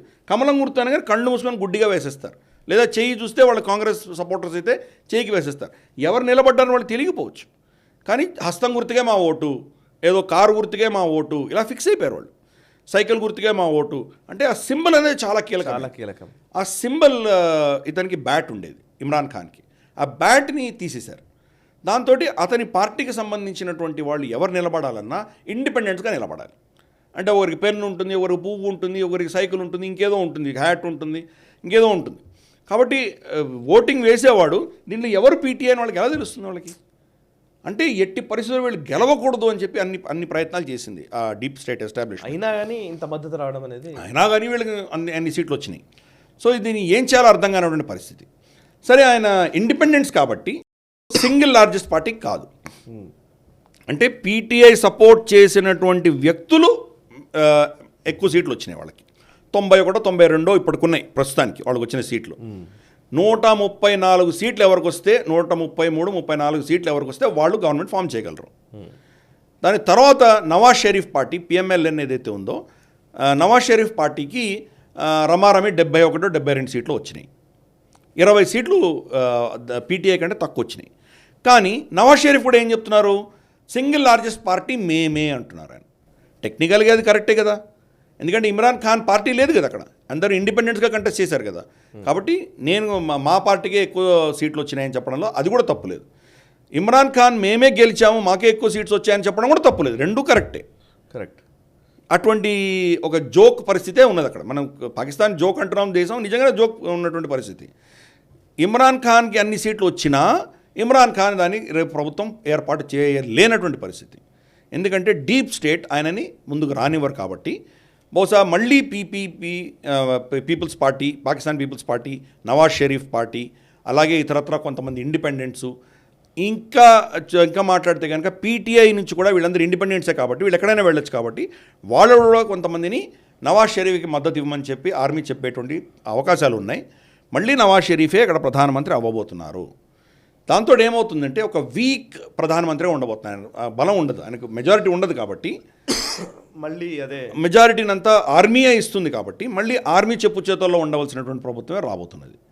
ఇప్పుడు ఎవరైనా ప్రశ్నిస్తే కనుక చాలా ఫ్రీ అండ్ ఫెయిర్గా జరిగే ఎలక్షన్స్ చూడండి, పీటీఐకే ఎక్కువ వచ్చాయని చెప్పేచ్చాడు. మరి వాళ్ళు బ్యాట్ సింబల్ తీశారు కదంటే నేనేం చేయలేదండి, కోర్టులు నిర్ణయించే, ఎలక్షన్ కమిషన్ నిర్ణయించింది, నా చేతిలో ఏముంది అంటాడు అసీం మునీర్. సో ఒక విధమైనటువంటి ప్రపంచాన్ని పిచ్చివాళ్ళు చేసేటువంటి ప్రయత్నం ఇది, అంతకంటే ఇంకేం లేదు. అంటే మేము చాలా పారదర్శకంగా చేశామని చెబుతూనే ఇమ్రాన్ ఖాన్ని ప్రధానమంత్రి కాకుండా ఆపే ప్రయత్నం అంతా చేస్తున్నారు. కానీ ఇప్పుడు ఇమ్రాన్ ఖాన్ ప్రధానమంత్రి చేయకపోతే ఆ సమాజం ఆల్రెడీ చీలిపోయి ఉంది, ఆర్మీలో చీలికలు ఉన్నాయి. ఆయనకు రమారమి 6-7 నెలలు పట్టింది అసీం మునీర్కి ఇమ్రాన్ ఖాన్ని సమర్థిస్తున్నటువంటి కమాండర్లందరినీ బర్తరఫ్ చేసి వాళ్ళని డిస్మిస్ చేయడానికి అంతకాలం పట్టింది ఆయనకి. కానీ లోవర్ క్యాడర్ సోల్జర్స్ని, సైనికుల్ని ఎట్లా తీసేయగలడు ఆయన? సమాజంలో చీలికుంది. ఇప్పుడు కూడా తన అసీం మునీర్ని సమర్థిస్తున్నటువంటి ఆఫీసర్ల భార్యలు, కుటుంబం కూడా ఇమ్రాన్ ఖాన్ని సపోర్ట్ చేస్తున్నారు. సో సమాజంలో ఇంత చీలిక ఉన్నప్పుడు ఎలా తట్టుకోగలరు? 1970లో ఎన్నికలో మనకు అవామీ లీగ్, ఇప్పుడు ఉన్నటువంటి బంగ్లాదేశ్ షేక్ హసీనా వాళ్ళ తండ్రి ముజిబుర్ రెహమాన్ పార్టీ మెజారిటీ గెలిచింది అప్పుడు 1970లో. దాన్ని పంజాబీ పాకిస్తానీ నేతలు దాన్ని తిరస్కరించారు, అతనికి సత్తా ఇవ్వకుండా ఆపారు. ఇప్పుడు అటువంటి ప్రయత్నమే జరుగుతున్నది. ఇమ్రాన్ ఖాన్ పార్టీకి ఎక్కువ సీట్లు వచ్చినా అతను ప్రభుత్వం ఏర్పాటు చేయలేకుండా ఆపుతున్నారు. మరి 71లో ఆ దేశం విడిపోయింది, బంగ్లాదేశ్ ఫామ్ అయింది. మరి ఇప్పుడేమైనా 2024-25లో దేశం మళ్ళీ చీలిపోయేటువంటి పరిస్థితులు వస్తాయా? చరిత్ర చూస్తే అటువంటి ఆలోచన మనకు వస్తున్నది. మరి అటువంటి పరిస్థితి వస్తుందా తెలియదు మనకి. కానీ దీంట్లో కొన్ని సర్ప్రైజింగ్ ఓట్స్ కూడా వచ్చినాయి. ఎగ్జాక్ట్లీ. హఫీజ్ సయీద్ యొక్క కుమారుడికి 2000 ఓట్లు మాత్రమే వచ్చినాయి. అతని ప్రత్యర్థికి 116,000 ఓట్లు వచ్చినాయి. అంటే కంప్లీట్గా 100 కంటే తక్కువ వచ్చి అసలు కంప్లీట్గా తిరస్కరించారు వాళ్ళని. అలాగే తెహ్రీకే లబ్బేక్ పాకిస్తాన్, టీఎల్పీ అని ఇంకొక ఎక్స్ట్రీమిస్ట్ పార్టీ ఉన్నది, వాళ్ళకు కూడా సీట్లు రాలేదు, వాళ్ళు కూడా కంప్లీట్గా దీన్ని ఓడిపోవడం జరిగింది. మౌలానా ఫజ్లుర్ రెహమాన్, అతను ఖైబర్ పఖ్తూన్ఖ్వాలో చాలా పెద్ద నేత. గత ప్రభుత్వం షహబాజ్ షరీఫ్ ప్రభుత్వంలో పీడిఎం అంటారు, పీపుల్స్ డెమోక్రాటిక్ మూవ్మెంట్ అని చెప్పి దాని యొక్క చైర్మన్గా అతను ఉండినారు. పీపీపీ, తర్వాత ఫజ్లుర్ రెహమాన్ యొక్క జమాతే ఇస్లామీ, అలాగే నవాజ్ షరీఫ్ పార్టీ, ఈ 3 కలిసి ప్రభుత్వం నడిపాయి. అప్పుడు ఆయన ఓడిపోయారు, స్వయాన ఆయన ఓడిపోయారు, ఆయన పార్టీకి 2 సీట్లు వచ్చాయి. సో కాబట్టి అక్కడంతా సమాజంలో ఉన్నటువంటి మూడంతా కూడా ఇమ్రాన్ ఖాన్ని సమర్థిస్తుంటే డీప్ స్టేటు పొలిటికల్ ఎస్టాబ్లిష్మెంట్ మాత్రం ఆయనని ప్రధానమంత్రి కాకుండా ఆపుతున్నారు. నవాజ్ షరీఫ్ని ఎట్టి పరిస్థితుల్లో ప్రధాని చేసేటువంటి ప్రయత్నం జరుగుతోంది. మరి ఇటువంటి పరిస్థితుల్లో సమాజంలో మరి విద్రోహం వచ్చి సమాజంలో మరి ఏమైనా ఒక విధమైన విధ్వంసం జరిగితే కనుక మనకి ఏమవుతుందో మనకు తెలియదు. చూద్దాం, వేచి చూద్దాం. ఎందుకంటే it's just a joke of a country. కాబట్టి ఇంకా ఏం జోకులు చూడబోతామో చూద్దాం మనం. Yes, correct sir. అండ్ ఇప్పుడు మీరు పాకిస్తాన్ మాట్లాడకపోతే బంగ్లాదేశ్ గురించి కూడా మాట్లాడదాం. బంగ్లాదేశ్లో 5th టర్మ్ సక్సెస్ఫుల్గా విజయం సాధించినటువంటి షేక్ హసీనా ప్రభుత్వం కొలువుదీరింది. షేక్ హసీనాని అజిత్ దోవల్ కలవడం, బంగ్లాదేశ్కి వెళ్ళి ఆవిడతో సమావేశం అవ్వడం, ఆ తర్వాత హసన్ మెహమూద్ ఎవరైతే ఫారెన్ మినిస్టర్ ఆఫ్ బంగ్లాదేశ్ ఉన్నారో ఆయన భారతదేశానికి రావడం, ఎస్ జయశంకర్ గారిని, దోవల్ గారిని కలవడం, ఇవన్నీ మనకు జరిగిన పరిణామాలు. ఒకసారి వీటి వెనకాల ఉన్న కథా కమాం ఇష్యూ గురించి వివరిస్తారా? అండ్ ఏ అంశాల గురించి చర్చించారు? ఐ మీన్ రోహింగ్యాస్ గురించి కూడా ఆయన ఒక స్టేట్మెంట్ కూడా ఇచ్చారు, ప్లీజ్. అంటే మనకు మన చుట్టుపక్కల ఉన్నటువంటి దేశాలు ఎవరైతే ఉన్నారో శ్రీలంక, మాల్డీవ్స్, నేపాల్, భూటాన్, బంగ్లాదేశ్, అంటే పాకిస్తాన్ మినహాయించి మిగతా దేశాలందరూ కూడాను కొత్త ప్రభుత్వాలు వచ్చాక వాళ్ళ ప్రధానులు కానీ వాళ్ళ ఫారెన్ మినిస్టర్ కానీ మొట్టమొదటి ఫారెన్ ట్రిప్ భారతదేశానికి రావడం అనేది ఒక ఆనవాయితీగా ఉన్నది. అది మరి దాన్ని ఏమందామో మనకు తెలియదు, కానీ అన్నీ అలాగే జరుగుతున్నాయి. మొట్టమొదటిసారి మోయిజు టర్కీకి వెళ్ళాడు, తర్వాత ఆయన చైనాకి వెళ్ళాడు, భారతదేశానికి రాలేదు ఇంతవరకు. సో బంగ్లాదేశ్ యొక్క ఫారెన్ మినిస్టర్ కూడా భారతదేశం రావడం అనేది మనం చూసాం. షేక్ హసీనా అయితే ఇంకా లిటరల్గా మన ఆడపడుచుగానే మనం ట్రీట్ చేయొచ్చు. ఆవిడ ఎప్పుడూ వస్తూ ఉంటుంది. ఆవిడకి 5 టర్మ్స్ చేసింది కాబట్టి ఎన్నో ప్రభుత్వాలు భారతదేశంలోనే ఆవిడ చూసింది కాబట్టి భారతదేశంగా ఎప్పుడూ వస్తూ ఉంటుంది. మనం అక్కడికి వెళ్తాం, ఎంత ఆవిడ పక్కన పెడదాం. అజిత్ దోవల్ గారు ఫస్ట్ ఢాకా వెళ్ళారు. ఢాకా వెళ్ళి అక్కడ కీలకంగా చర్చలు చేసి వచ్చారు. ఏ విషయాలు అంటే కనుక 2-3 విషయాలు. ఒకటి, మియన్మార్లో ఉన్నటువంటి పరిస్థితి గురించి అందరూ కూడాను చాలా కంగారుగా ఉన్నాం మనం అందరూ కూడాను. మియన్మార్లో ఆ ఆర్మీ యొక్క పట్టు తప్పుతోంది. 3 వేర్పాటు దళాలు ఏవైతే ఉన్నాయో కలిసి బ్రదర్హుడ్ అని చెప్పి ఒక గ్రూప్ తయారు చేసుకొని వాళ్ళు ఆ దేశపు ఆర్మీని ఎదురిస్తూ వాళ్ళు చాలా ప్రాంతాలు వాళ్ళు కబ్జాలో తీసుకున్నారు. మియన్మార్ ఎలా ఉంటుందంటే కొండ ప్రాంతాల మధ్యలో వ్యాలీ ఉంటుంది. కొండ ప్రాంతాల్లో అంతా వేరే తెగలకు చెందినటువంటి వాళ్ళు, వ్యాలీలో మాత్రమే కోర్ బర్మీస్ ఉంటారు. ఇప్పుడు ఆ కొండ ప్రాంతాలన్నీ కూడాను ఆర్మీ చేతిలోంచి జారిపోయాయి లిటరల్గా. సో దాని విషయం అజిత్ దోవల్ గారు చర్చించడం జరిగింది షేక్ హసీనాతోటి. ఎందుకంటే మన దేశము బంగ్లాదేశ్ ఇద్దరు కూడా దానివల్ల ఎఫెక్ట్ అయ్యేటువంటి ప్రమాదం ఉన్నది. ఇమ్మీడియట్గా మనకు ఉన్నటువంటి ప్రమాదం ఏంటంటే రఖైన్ ప్రావిన్స్ ఏదైతే ఉన్నదో, ఎక్కడి నుంచి రోహింగ్యాలని వాళ్ళు తరిమేశారో బర్మీస్ వాళ్ళందరూ, మనం కూడా వెళ్ళాం, మనం చిట్టగాంగ్ వెళ్ళాం. మనం చిట్టగాంగ్ దగ్గరే ఉన్నటువంటి కాక్సస్ బజార్లో వీళ్ళందరినీ ఉంచడం జరిగింది. మనల్ని వెళ్ళొద్దని కూడా వాళ్ళు నివారించారు. కాక్సస్ బజార్ చాలా డేంజరస్ అని చెప్పారు. కాక్సస్ బజార్లోకి మళ్ళీ కొత్త వేవ్ ఆఫ్ రోహింగ్యాస్ వచ్చేటువంటి ప్రమాదం ఉన్నది. అంటే అక్కడ ఆల్మోస్ట్ అందరూ వెళ్ళిపోయారు మియన్మార్ నుంచి. మిగిలిపోయిన కొద్దిమంది కూడా మళ్ళీ ఇక్కడికి వచ్చేటువంటి ప్రమాదం ఉంది. కాబట్టి దాన్ని ఎట్లా హ్యాండిల్ చేయాలి, ఈ విషయాలన్నీ చర్చించడానికి అజిత్ దోవల్ గారు వెళ్ళారు. అంతకంటే కీలకమైంది ఒక పెద్ద పరిణామం బంగ్లాదేశ్లో ఏం జరుగుతోందంటే ఇండియా అవుట్ అన్న క్యాంపెయినింగ్ అక్కడ జరుగుతోంది. దానికి జమాతే ఇస్లామీ బంగ్లాదేశ్, అలాగే దాని అపోజిషన్ పార్టీ మనకు Khaleda Zia party, BNP, Bangladesh nationalist party, ఇటువంటి అపోజిషన్ పార్టీస్ అన్నీ కూడాను టాసిట్గా సపోర్ట్ ఇస్తున్నాయి. అఫీషియల్గా వాళ్ళకి బయటకు రావట్లేదు, కానీ దాని వెనకాల హస్తం వాళ్ళదే అని మనకు తెలుస్తున్నది. ఇండియా అవుట్ అన్న క్యాంపెయిన్లో ఫస్ట్ వాళ్ళు ఇండియన్ గూడ్స్, భారతదేశం నుంచి వెళ్తున్నటువంటి మన వస్తువులని బహిష్కరించమని చెప్పి పెద్ద మూమెంట్ జరుగుతుంది. ఎందుకంటే మాల్డీవ్స్లో ఇది ఆల్రెడీ సక్సెస్ఫుల్ అయింది. అది వాళ్ళు భారతదేశాన్ని సపోర్ట్ చేస్తున్నటువంటి ఇబ్రాహీం సోలీని తీసేసి మోయిజోని పెట్టగలిగారు. కాబట్టి అటువంటిది బంగ్లాదేశ్లో కూడా చేద్దామని వాళ్ళు మొదలుపెట్టారు. సరే, వీళ్ళకి ఫండింగ్ ఎక్కడి నుంచి వస్తుందో మనకు చాలా సునాయాసంగా చెప్పొచ్చు, ఇది చైనా నుంచే వస్తున్నది. బట్ అక్కడ బంగ్లాదేశ్ నేషనలిస్ట్ పార్టీ, జమాతే ఇస్లామీ వీళ్ళ సమర్థనతోటి ఈ మూమెంట్ జరుగుతోంది అక్కడ. దానిని ముందస్తుగానే దీన్ని పిందెలోనే తుంచివేయాలి అన్నటువంటిది భారతదేశం యొక్క ఆలోచన. దానికోసమే మనం వెళ్ళి అక్కడ వాళ్ళని కలిసి, అజిత్ దోవల్ గారు వెళ్ళి కలిసి రావడం అనేది జరిగింది. అది వాళ్ళ హసన్ మొహమ్మద్ అన్నటువంటి వాళ్ళ ఫారెన్ మినిస్టర్ ఢిల్లీకి వచ్చి 3 రోజుల నుండి జయశంకర్ గారిని, దోవల్ గారిని అందరినీ కలిసి వెళ్ళడం జరిగింది. అప్పుడు కూడా ఈ రోహింగ్యాల గురించి అఫీషియల్ పబ్లిక్ స్టేట్మెంట్ ఇచ్చారు. ఈ ప్రాంతం అంతా కూడాను సెక్యూరిటీ పరంగా మనకు ఇబ్బందులు వచ్చేటువంటి ప్రమాదం ఉన్నది మయన్మార్లో ఉన్న సిచ్యుయేషన్ అని చెప్పి స్టేట్మెంట్ ఇచ్చారు. కానీ తప్పకుండా మియన్మారు అలాగే ఇండియా అవుట్ అన్న క్యాంపెయిన్, వీటి రెండింటి మీద కూడా మనం ఇద్దరితోటి సీరియస్గా చర్చించాం. మన ఇన్ఫ్లుయెన్స్ అక్కడ తగ్గిపోయే దిశగా మనకు ప్రమాద సూచికలు కనిపిస్తున్నాయి. చైనా ఇటువంటి గేమ్స్ ఆడుతోంది. వాటిని మనం రక్షించుకోవాలంటే కనుక మనం మన దౌత్యం కూడా మనం ఉపయోగించాలి కదా, మన రక్షణ మనం చూసుకోవాలి కదా. అందుకనే చూస్తున్నాం. ఇప్పుడు షేక్ హసీనా ఏ కారణం వల్ల ఆవిడ అక్కడి నుంచి తప్పుకుంటేనో లేదా ఆవిడ చనిపోతేనో ఏదైనా జరిగితే మన పరిస్థితి ఏంటి? చాలా డేంజరస్. అందుకని మన ఇంట్రెస్ట్ కాపాడుకునే దిశగా మన ప్రయత్నాలు చేస్తున్నాం మనం. Okay, so India out campaign గురించి చెప్పండి. అదే చెప్తున్నాను. ఇండియా మాల్డీవ్స్కి అంటే నా పాయింట్ ఏంటంటే, సరే మీరు ఇందాక చెప్పినట్టుగా ఇది ఎక్కడెక్కడ ఏమవుతుంది అనేది బంగ్లాదేశ్కి సంబంధించి మనం మాట్లాడడము, మాల్డీవ్స్ సంబంధించి మాట్లాడడం చేస్తున్నాం. బట్ అది చుట్టుపక్కల ఉన్న అన్ని దేశాలకు విస్తరిస్తే మనం దాన్ని హ్యాండిల్ చేయడంలో ఏమన్నా ఇష్యూస్ ఉంటాయా? ఇప్పుడు ఖలీదా జియా, అది మనం అక్కడికి పోయినప్పుడు చూసాం, బంగ్లాదేశ్లో చూసాం. ఖలీదా జియా ప్రభుత్వం కనుక వస్తే అనే ప్రశ్న రైజ్ అయితే చాలు, అక్కడ ఉన్న హిందువులు భయంతో మాట్లాడిన సందర్భాలు మనకు తెలుసు. అసలు అమ్మో ఇది భరించలేము అన్నట్టుగా మాట్లాడేది. మామూలుగానే కష్టపడుతున్నారు. ఒకవేళ నిజంగా వాళ్ళ గవర్నమెంటే వచ్చిందంటే మాత్రం ఇంకా అంతే. It is not just Hindus, diplomatic relation, మన పక్కన బార్డర్ స్టేట్స్లో ఉన్న సమస్యలు ఇవన్నీ ఉన్న నేపథ్యం కూడా ఉంది కదా. ఇది అండ్ ఇంకోటి, ఇండియా అవుట్ క్యాంపెయిన్ వెనకాల ఉన్న శక్తి అమెరికా లేకపోతే ఇంకా ఏమైనా శక్తులు ఉన్నాయా ఏంటి, ఒకసారి కొంచెం అంటే లార్జర్ కన్స్పిరసీ గురించి చెప్పండి. మనకు మాల్డీవ్స్లో వాళ్ళు సక్సెస్ చూశారు, వాళ్ళు మోయిజోని వాళ్ళు గెలిపించగలిగారు వాళ్ళు. కాబట్టి ఇది భారతదేశంలో మన చుట్టుపక్కల ఉన్నటువంటి అన్ని దేశాల్లో దీన్ని మనం సక్సెస్ఫుల్గా చేయొచ్చు అనేటువంటి ధైర్యం వచ్చింది వాళ్ళకి. ఎవరు చేస్తున్నారు? చైనానే. దీని వెనకాల తప్పకుండా చైనా ఉన్నది. సో చైనా ఏం చేసిందంటే ఇప్పుడు మాల్డీవ్స్లో ఏదైతే హిందూ హేట్రెడ్ ఇండియా అలీదాజియా గవర్నమెంట్ రావాలని యుఎస్ కూడా అనుకుంది, అంటే షేక్ హసీనాని దింపాలని అనుకుంది, మనం కూడా డిస్కస్.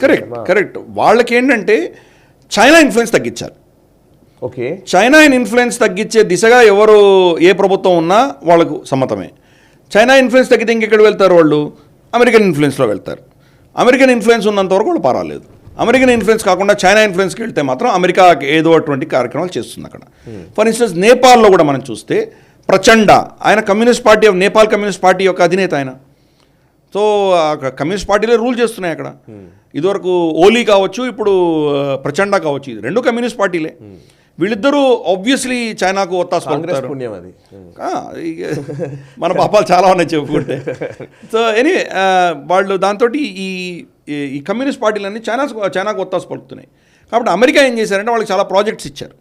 ప్రాజెక్ట్స్ ఇచ్చి మీరు చైనా పరిధి నుంచి మా దగ్గర రండి అని చెప్పడం. అలాగే భారతదేశం కూడా మనం చాలా ఒత్తిడి తీసుకొచ్చాం వాళ్ళ మీద, మీకు ఏవో ప్రాజెక్ట్స్ ఇస్తామనడం, అది చేస్తాం ఇచ్చేస్తామని చెప్పడం. అయినా కానీ వాళ్ళు మన పరిధి నుంచి కొంత దూరం వెళ్ళినట్టే మనకు కనిపిస్తున్నది. ఎందుకంటే ఓలీ టైంలో మనం చూసాము, లింపియాదూరా, కాలాపాని, తర్వాత లిపు లేక్, ఆ ప్రాంతాలన్నీ మావే అని చెప్పి వాళ్ళు మ్యాప్లు మార్చుకున్నారు వాళ్ళు. అందుకని ఈ చుట్టుపక్కల దేశాలన్నింటిలో కూడా ఇండియా అవుట్ క్యాంపెయిన్ ఏదో రూపేణ జరుగుతున్నది. భూటాన్లో కూడా భారతదేశం వ్యతిరేకత భయంకరంగా పెంచారు వాళ్ళు చైనా. మనం లేని వాళ్ళకి అస్తిత్వం లేదు, మనం లేని వాళ్ళకి రక్షణ లేదు. అయినా కానీ భారతదేశం యొక్క వ్యతిరేకత అనేది భూటాన్లో కూడా పెంచుతున్నారు వాళ్ళు, నేపాల్లో పెంచుతున్నారు. కాకపోతే ముస్లిమ్స్ అనేసరికి మనకు మాల్డీవ్స్ కానీ లేదా మనకు బంగ్లాదేశ్ అనేసరికి హిందూ ముస్లిం చాలా చాలా సునాయాసంగా వాళ్ళు తీసుకురావచ్చు. మనం చూసాం చంద్రనాథ్ మందిర్కి మనం వెళ్దాం అనుకున్నాం, కానీ అక్కడికి నడక ద్వారా వెళ్ళాలి. కొండ మీద 2 రోజులు మినిమం, ఒక రోజు మినిమం పడుతుంది కాబట్టి ఇంకో రోజు ఎక్స్ట్రా ఉంటే వెళ్ళొచ్చని మనం లాస్ట్ మినిట్లో వెళ్ళలేకపోయాం మనం. ఆ చంద్రనాథ్ మందిర్కి ఇప్పుడు చాలామంది ముస్లిమ్స్ వెళ్ళి అక్కడ ఆవుల్ని వీటిని చంపి అక్కడంతా హిందువులకు వ్యతిరేకంగా చాలా కార్యక్రమాలు చేస్తున్నారు. చాలా ప్రాచీనమైన గుడి చంద్రనాథ్ మందిర్. ఇది మన చిట్టగాంగ్ దగ్గరలో ఉంటుంది. సో అటువంటి యాక్టివిటీస్ అన్నీ హిందువులకు వ్యతిరేకంగా గణనీయంగా జరుగుతున్నాయి.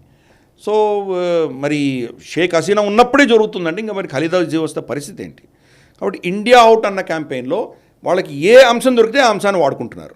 ఇక్కడ ఇస్లాంను వాడుకుంటున్నారు, అక్కడ మనకు వ్యతిరేకమైనటువంటి ఫర్ ఇన్స్టెన్స్ అగ్నివీర్ సంబంధించినటువంటి అంశంలో కూడా నేపాల్కి మనకు వ్యతిరేకంగా తీసుకురావడం, బుద్ధిస్ట్ వర్సెస్ హిందూస్ అన్నది భూటాన్లో తీసుకురావడం, ఇటువంటి వాళ్ళు మన చుట్టూ అన్ని దేశాల్లో వాళ్ళు చేసుకుంటూ వస్తున్నారు. సో మనం చాలా అప్రమత్తంగా ఉండాలి. మనం ఇన్ఫ్లుయెన్స్ వాళ్ళ మోడల్కి మన మోడల్కి ఫండమెంటల్ డిఫరెన్స్ ఏంటంటే చైనా నేతృత్వం మీద ఇన్వెస్ట్ చేస్తుంది, ఇన్ఫ్లుయెన్సర్స్ మీద ఇన్వెస్ట్ చేస్తుంది. మనము ఆ దేశ ప్రజల మీద ఇన్వెస్ట్ చేస్తాం. ప్రభుత్వాలు వస్తాయి పోతాయి, కానీ ప్రజలతో మనకి కనెక్షన్ ఉంటుంది కాబట్టి లాంగ్ టర్మ్ మనం ఉంటామన్నది మన స్ట్రాటజీ. కొన్నిసార్లు దాంట్లో కూడా దెబ్బతినేటువంటి ప్రమాదం మనకున్నది. రాజపక్షాలు వచ్చినప్పుడు వాళ్ళు చూసాం, మనం హంబతోటని తీసుకెళ్ళి వాళ్ళు చైనాకి ఇచ్చేశారు. ఇప్పుడు ఏంటి, ఇప్పుడు విక్రమసింగ ఉన్నా కానీ కూడా అది 99 ఇయర్ లీజ్ అయితే చైనాకు ఉంది కదా, మనం ఏం చేయలేం కదా. అలాగే మనం చూస్తే కనుక ఇతరత్ర మనకు యామీని తీసేసి మనం ఇబ్రాహిం సోలిని పెట్టాం, మళ్ళీ ఏమైంది, మొయిజు వచ్చారు కదా అక్కడ.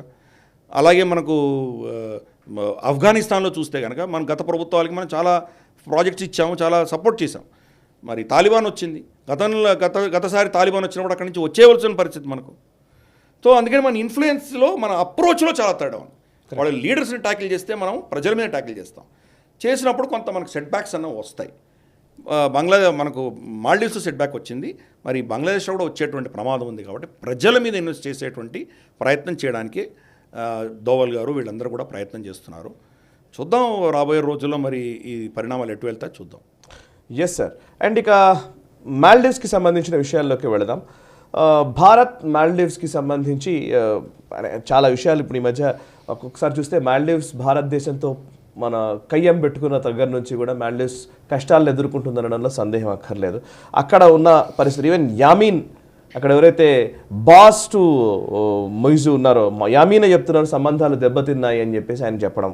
అండ్ ఇండియా మాల్డీవ్స్ రెండింటికి మధ్య ఒక రకంగా చెప్పాలంటే కొంత ఫేస్ సేవింగ్ లాగా మనము మాల్డీవ్స్కి ఒక అవకాశం ఇచ్చినట్టుగా కనబడుతోంది. మన భారత ఆర్మీ అక్కడ నుంచి బయటకు తీసుకురావాలి అని అన్నప్పుడు ఆ ఆర్మీ ట్రూప్స్ ప్లేస్లో సివిలియన్స్తో రీప్లేస్ చేయాలని భారత్ అండ్ మాల్డీవ్స్ రెండు కూడా అంగీకారానికి వచ్చినట్టుగా తెలుస్తోంది. దీన్ని ఎట్లా అర్థం చేసుకోవాలంటారు? అంటే ఆయన ప్రో చైనా పంథం వదలట్లేదు మొయిజు. వాళ్ళతో ఫ్రీ ట్రేడ్ అగ్రిమెంట్ చేసుకోవాలనే ప్రయత్నం చేస్తున్నాడు ఆయన చైనా తోటి. అలాగే చైనా యొక్క రీసెర్చ్ వెసల్ని అక్కడ రావడానికి పర్మిషన్ ఇచ్చాడు ఆయన. అలాగే వాళ్ళ ఇన్వెస్ట్మెంట్స్ని గణనీయంగా పెంచే ప్రయత్నం చేస్తున్నాడు. మీ టూరిస్టులని చైనీస్ టూరిస్టులను మా దగ్గర ఎక్కువ పంపించండి అని కోరడం జరిగింది. సో ఆయన ప్రో చైనా టిల్ట్ ఏదైతే ఉందో స్పష్టంగా మనకు కనిపిస్తున్నది. రీసెంట్గా ఏమైందంటే ఇండియన్ కోస్ట్ గార్డ్ ఒక పెట్రోలింగ్ బోట్ వచ్చి మా మాల్డీవ్స్ సముద్రంలోకి చొరబడి మమ్మల్ని మా బోట్లని చెక్ చేసే ప్రయత్నం చేసింది అని మనకు వ్యతిరేకంగా స్టేట్మెంట్ కూడా ఇవ్వడం జరిగింది. సో ఇటువంటివి భారత వ్యతిరేక స్టేట్మెంటు, ప్రో చైనా యొక్క యాక్షన్స్ ఈ రెండు మనం చూస్తున్నాం అక్కడ. సరే, ఆయన ఎలక్షన్ క్యాంపెయిన్లోనూ ఎలక్షన్ తర్వాత కూడా మనకున్నటువంటి సిబ్బందిని అక్కడి నుంచి తీసేయమని ఆయన కోరడం. సిబ్బంది ఎవరున్నారు? ఎయిర్ ఫోర్సు, తర్వాత నేవీ సిబ్బంది ఉన్నారు అక్కడ. నేవీ దేనుకున్నారంటే వాళ్ళ పెట్రోల్ బోట్స్, వాళ్ళ కోస్ట్ గార్డు అక్కడ చుట్టుపక్కల తిరిగి రక్షణ కోసం ఉన్నటువంటి వాళ్ళ బోట్స్ని మనమే వాళ్ళకి దానం చేశాము. దాన్ని నడిపించడానికి మన సిబ్బందే ఉన్నారు అక్కడ. అలాగే హెలికాప్టర్ పైలట్స్, చిన్న చిన్న ఎయిర్ క్రాఫ్ట్ తీసుకెళ్ళి ఎయిర్ అంబులెన్స్ అంటాం కదా, ఏదో దీవిలో ఎవరికో కష్టం వచ్చింది, వాళ్ళకి ఏదో ప్రాబ్లం ఉంది, అక్కడి నుంచి ఎవాక్యువేట్ చేయాలి అంటే కనుక ఎయిర్ అంబులెన్స్ వాడుకోవచ్చు. దాన్ని నడిపించగలిగిన నైపుణ్యం ఉన్నటువంటి ఎయిర్ ఫోర్స్ ఆఫీసర్ అక్కడ ఉన్నారు. ఇప్పుడు ఏం చేశారంటే, ఇప్పుడు ఆయన ఎలక్షన్ క్యాంపెయిన్లో ఇండియా అవుట్ అని నినాదం చేశాడు కాబట్టి ఆయన మొహం చెల్లకుండా ఉండేటువంటి పరిస్థితి వస్తుంది ఈరోజు మనం అక్కడి నుంచి తీయకపోతే. ఆయనకి ఏదో ఒక ఎగ్జిట్ రూట్ ఇచ్చినట్లు మనం ఏం చేసామంటే, నేవీ తర్వాత ఎయిర్ ఫోర్స్ వీళ్ళిద్దరు పర్సన్ని మేము విత్డ్రా చేస్తాం, వాళ్ళ ప్లేస్లో సివిలియన్స్ని పంపిస్తామని చెప్పడం జరిగింది. అంటే సివిలియన్ హెలికాప్టర్ పైలట్స్, మనకు హెలికాప్టర్ ఆర్మీనే కాదు కదా, సివిలియన్స్ కూడా చాలా చేస్తారు కదా. సో అలాగే సివిలియన్ ఎయిర్ క్రాఫ్ట్ పైలట్స్ వీళ్ళు అక్కడికి వెళ్తారు. అలాగే సివిలియన్ బోట్ క్యాప్టెన్స్ వాళ్ళ టీం సివిలియన్స్ రీప్లేస్ చేస్తామన్నారు. అంటే వాళ్ళు భారతీయులే. మళ్ళీ మూవీజోకి కూడా మనం ఆయనకు ఒక ఏదో మౌన్ చూపించుకునేటువంటి పరిస్థితి ఇచ్చాము. మన ఇన్ఫ్లుయెన్స్ కూడా కాపాడుకునే ప్రయత్నం మనం చేస్తున్నాం. ఆయన ఎందుకు దీనికి ఒప్పుకున్నారంటే ఆయన మీద భయంకరమైన ఒత్తిడి ఉంది. ఆయనని ఇంపీచ్ చేసేటువంటి ప్రయత్నం జరుగుతున్నది. ఆయన పార్లమెంట్లో ఆయనకు వ్యతిరేకత భయంకరంగా పెరిగింది, ప్రజలలో అపోజిషన్ వచ్చింది. ఆఖరికి తన ఓన్ పార్టీ అధినేత అయినటువంటి యమీన్ కూడా తనను అపోజ్ చేయడం అన్నది ఇంకా అతను ఒక 2 మెట్లు దిగి రావాల్సినటువంటి పరిస్థితి. మేము భారతదేశంతో ఉన్న పళ్ళాన తెగదంపులు చేసుకోవడానికి మేమేం ప్రయత్నం చేయట్లేదు, కానీ మా సార్వభౌమత్వాన్ని మేము కాపాడుకునే ప్రయత్నం చేస్తామని ఏదో చెప్పి కొంత తగ్గించే ప్రయత్నం చేశాడు ఆయన. సో ఇది ఒక cat and mouse game. China వాళ్ళు చేస్తారు, మనం చేసేది మనం చేస్తాం. సో దీంతో ఏం చేసామంటే, మనం వాళ్ళ రీసెర్చ్ షిప్ వస్తోంది, దాని పేరు ఏదో జియాంగ్ యాంగ్ హాంగ్ అని ఉంటుంది. అది వస్తుంది. అది ఆల్మోస్ట్ బహుశా రేపో ఎల్లుండో వచ్చేస్తుంది. అది దానికి కౌంటర్ చేస్తూ మనం ఏం చేసామంటే, మన సబ్మరీన్ని మనం శ్రీలంకకు పంపించాం, కొలంబోకి పంపించాం. సో మనం వాడికి స్ట్రిక్ట్ మెసేజ్ ఇస్తున్నాం, నువ్వు ఒక రీసెర్చ్ మెసేజ్ పంపిస్తే మేము సబ్మరీన్ కూడా పంపించగలమని చెప్పి వాడికి స్ట్రాంగ్ వార్నింగ్ ఇస్తున్నాం మనం. సో అందుకని ఈ యొక్క క్యాట్ అండ్ మౌస్ గేమ్ చైనాకి మనకి మధ్యలో నడుస్తున్నది. జయశంకర్ గారు ఇటీవల ఒక ఇంటర్వ్యూలో కూడా చెప్పారు ఆయన, చైనాని మనం భయపడాల్సిన అవసరం లేదు, అడ్వర్సరీ, వాళ్ళ ఇన్ఫ్లుయెన్స్ కోసం వాళ్ళ ప్రయత్నాలు తప్పకుండా చేస్తారు. వాళ్ళు చేయరు మనం ఎందుకు అనుకుంటాం, మన ఇన్ఫ్లుయెన్స్ ఏదో మనం చూసుకోవాలి, వాళ్ళు చేసే ప్రయత్నాలు వాళ్ళు చేస్తారు, కానీ దానికి భయపడవలసిన అవసరం లేదు మనకు అని చెప్పి ఆయన చెప్పడం జరిగింది. అదే చూసాము, మాల్డీవ్స్లో మన ఇంట్రెస్ట్ కాపాడుకోగలిగాము. అలాగే గత ప్రభుత్వాలు తాలిబాన్తో కంప్లీట్గా తెగదెంపులు చేసుకున్నాయి, ఈ ప్రభుత్వం అలా చేయలేదు. తాలిబాన్ తోటి సత్సంబంధాలు మెయింటైన్ చేస్తున్నాం, మనం రికగ్నైజ్ చేయకపోయినా మెయింటైన్ చేస్తున్నాం. అలాగే శ్రీలంకలో కూడా ఏమైంది, అల్టిమేట్గా వాళ్ళు మన దగ్గరికి రావాల్సి వచ్చింది. కాబట్టి ఇటువంటివన్నీ కూడాను మనం అలే చేస్తున్నాము. అలాగే బంగ్లాదేశ్లో షేక్ హసీనా నిలబెట్టుకోగలిగాము. ప్రచండ కూడా ఇప్పుడు క్రమేపీ చైనా కూటమి నుంచి మెల్లిగా భారత్ సైడ్ వచ్చేటువంటి ప్రయత్నాలు చేస్తున్నారు ఆయన. కాబట్టి ఇది ఒక diplomatic cat and mouse game అనేది జరుగుతూనే ఉంటుంది. ఒకసారి వాళ్ళ పైన ఉంటే మనం ఒకసారి కింద ఉంటాం, మనం పైకి వెళ్తే వాళ్ళ కిందికి వస్తారు. ఇదంతా కూడా పెద్ద చదరంగం లాంటిది ఇది. కరెక్ట్. కాబట్టి ఇది మేజర్గా మనం భయపడవలసింది ఏమీ లేదని నేను చెప్తున్నాను. రైట్.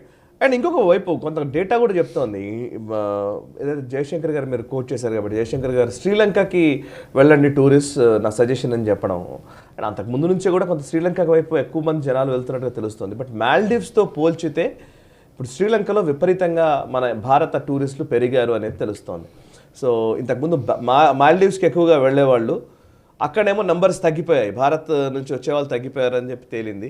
ఇప్పుడు శ్రీలంకలో పెరగడం దేనికి సంకేతం? తప్పకుండా మన ఏదైతే మనతోటి వాళ్ళు కయ్యానికి దిగారో మాల్దీవ్స్, అది వాళ్ళకి భయంకరంగా దెబ్బతినింది. అది మొత్తం ఆ వ్యవహారం అంతా కూడాను. యమీన్ కూడా చెప్పడం జరిగింది, ఆ ముగ్గురు జూనియర్ మంత్రులు ఇచ్చిన స్టేట్మెంట్ వల్ల మనకు భారతదేశానికి సత్సంబంధాలు దెబ్బతిన్నాయని చెప్పడం జరిగింది. మొదటి స్థానంలో ఉన్నటువంటి భారతదేశం 5వ స్థానానికి పడిపోయింది మాల్దీవ్స్లో టూరిస్ట్ యొక్క ఇన్ఫ్లో. మనకు చూసాం గతంలో ఈ మనకు బాంబే నుంచి వెళ్తున్నటువంటి యాక్టర్స్ కానీ, లేదా వాళ్ళు సినిమాలో అవకాశాలు కావాలి అనుకుంటున్న వాళ్ళు కూడా అక్కడికి వెళ్ళి బికినీ షూట్స్ లాంటివి చేయడము, మాల్దీవ్స్లో వెళ్ళామని చెప్పడము, మాల్దీవ్స్ వాళ్ళు చాలా ప్రమోట్ చేశారు. దాంతో మన హనీమూన్ ట్రాఫిక్ అంతా కూడా మాల్దీవ్స్కి ఉండేది. లిటరల్గా మన తెలుగు రాష్ట్రాల్లో కూడా చూస్తే కనుక మన అమ్మాయిలు, పిల్లలు, అబ్బాయిలు పెళ్ళిళ్ళు అయితే కనుక వాళ్ళు స్తోమత ఉన్న వాళ్ళందరూ కూడా మాల్దీవ్స్కి వెళ్తున్నారు. మాల్దీవ్స్ ఎప్పుడైతే మనతో కయ్యాన్ని దిగిందో, మనం క్రమేపీ తగ్గించడం ఎప్పుడైతే మొదలుపెట్టామో, ప్రత్యామ్నాయాలు ఏంటి, ఇంకెక్కడికైనా వెళ్ళాలంటే కొంత దూర ప్రాంతాలు వెళ్ళాలంటే ఖర్చు ఎక్కువ అవుతుంది. అదే ఖర్చులో మనకు ఆల్టర్నేటివ్స్ ఏమున్నాయని చూస్తే కనుక శ్రీలంక దగ్గరగా ఉన్నది. శ్రీలంక ఇన్ఫ్యాక్ట్ మాల్దీవ్స్ కంటే తక్కువ ధరలోనే వెళ్ళి రావచ్చు. శ్రీలంకలో కూడా అద్భుతమైనటువంటి బీచ్లు ఉన్నాయి, అక్కడ ఫెసిలిటీ చాలా బాగున్నాయి, ఒక రామాయణ సర్క్యూట్ ఉన్నది, అక్కడ అడవులు ఉన్నాయి, చాలా అద్భుతమైనటువంటి ప్లేస్ శ్రీలంక కూడా. క్రమేపీ అటు వెళ్ళడం మొదలుపెట్టారు మన వాళ్ళు. సో దాంతో అక్కడ మన టూరిస్ట్ పెరిగేసరికి ఈరోజు మొదటిసారి చాలా సంవత్సరాల తర్వాత శ్రీలంక మాల్దీవ్స్ని అధిగమించింది.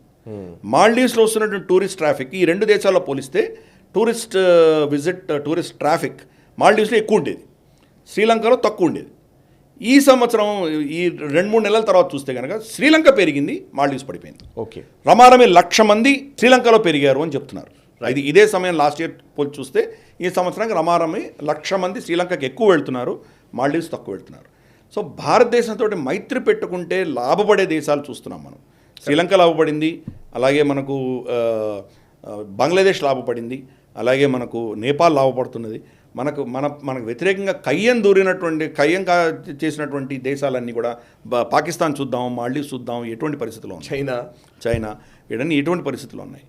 అందుకని మనకు ఈ దేశంలో ధర్మరక్షణ కోసం శ్రీరామచంద్రుల వారు కొలువు తీరిన తర్వాత భారతదేశంతో కయ్యానికి దిగితే వీళ్ళ పరిస్థితి ఏమవుతుందో వాళ్ళు అర్థం చేసుకోవాలి. కరెక్ట్. అండ్ ఇంకొకటి, ఐఎంఎఫ్ ఫస్ట్ వార్నింగ్ ఇచ్చినట్టుగా ఉంది, మాల్దీవ్స్ ఇప్పటికే డెట్ క్రైసిస్లోకి వెళ్ళిపోయేలా ప్రమాదం ఉంది అని చెప్పేసి. కరెక్ట్. ఇది కూడా ఒక రాజకీయమే. ఎందుకంటే ఐఎంఎఫ్ ఈరోజే వాళ్ళకి తెలిసిందా? కొత్త లోన్స్ ఏమైనా చైనా ఇచ్చిందా? ఇవ్వలేదు కదా, గతంలో లోన్సే కదా. అవును, ఇప్పుడేం ఫ్రెష్గా లోన్స్ ఇవ్వలేదు కదా. కాబట్టి వార్నింగ్ ఇప్పుడు ఎందుకు ఇచ్చారు? ఎందుకంటే IMF is controlled by US. Okay. So మాల్దీవ్స్ని చైనా హస్తంలోకి, చైనా యొక్క ట్రజెక్టరీలోకి వెళ్లకుండా ఆపడానికి కోసం బెదిరింపులు మొదలయ్యాయి, అమెరికా నుంచి కూడా మొదలయ్యాయి. సో అదే అనమాట. కానీ వాళ్ళు చెప్పిన దాంట్లో సత్యం కూడా ఉన్నది. ఎటొచ్చి ఇప్పుడు ఎందుకు చెప్తున్నారు అనేది నా ప్రశ్న. నిజంగా మాల్దీవ్స్ అనేది డెట్ ట్రాప్లో ఉన్నది. మనం భారతదేశం వాళ్ళకి చాలా సాయం చేశాం మనం. ఇన్ఫ్యాక్ట్ ఇబ్రాహీం సోలీ వచ్చినప్పుడే వాళ్ళు చాలా డెట్ ట్రాప్లో ఉన్నారు వాళ్ళు. మనం వాళ్ళకి చాలా మనకు గ్రాంట్స్ ఇచ్చాము, చాలా ఇచ్చాం. ఇన్ఫ్యాక్ట్ ఈసారి బడ్జెట్లో మనకు వ్యతిరేకంగా వాళ్ళు ప్రవర్తిస్తున్నందుకు మాల్దీవ్స్కి ఇవ్వాల్సిన బడ్జెట్ని మనం తగ్గించి వేరే దేశాలకు ఇవ్వడం మొదలుపెట్టాము. సో దాంతో వాళ్ళు దెబ్బతింటున్నారు. సో ఐఎంఎఫ్ ఇచ్చిన స్టేట్మెంట్లో తప్పు లేదు, ఇట్స్ క్వశ్చన్ ఆఫ్ టైమింగ్. వీళ్ళు 1-2 సంవత్సరాల ముందరే ఇచ్చి ఉండొచ్చు, ఇవ్వలేదు, ఇప్పుడు ఇచ్చారు. అంటే చైనా పరిధిలోకి మీరు వెళ్ళకండి అని మాల్దీవ్స్ కూడా వాళ్ళు వార్నింగ్ ఇస్తున్నారు. సో ఇది పెద్ద రాజకీయం అది. ఓకే. రెండోది ఇక యుఎస్కి సంబంధించి, యుఎస్ కంటే ముందు మిడిల్ ఈస్ట్ వెస్ట్ ఏషియాకి సంబంధించిన అంశాలు చూద్దాం సార్. నెతన్యాహు సీజ్ ఫైర్, కాల్పుల విరమణ అనే మాటకి నో చెప్పేశాడు చాలా స్పష్టంగా.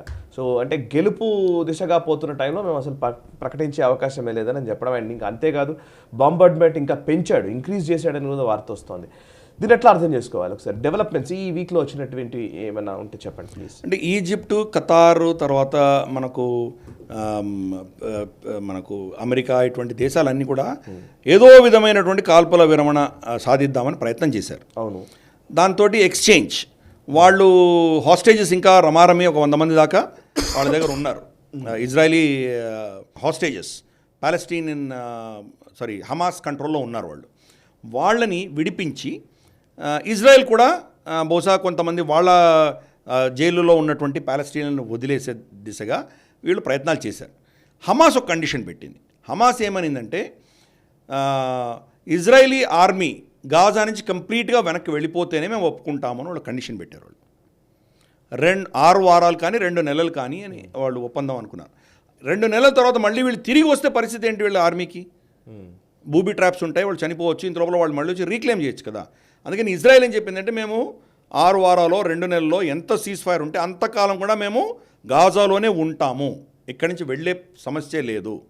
కాల్పుల విరమణ అయితే చేస్తాం కానీ ఇక్కడి నుంచి వెళ్ళాం, మేము ప్రిజనర్ ఎక్స్చేంజ్ ఒప్పుకుంటాము అని వాళ్ళు చెప్పడం జరిగింది. అది సో దానికి హమాస్ ఒప్పుకోలేదు.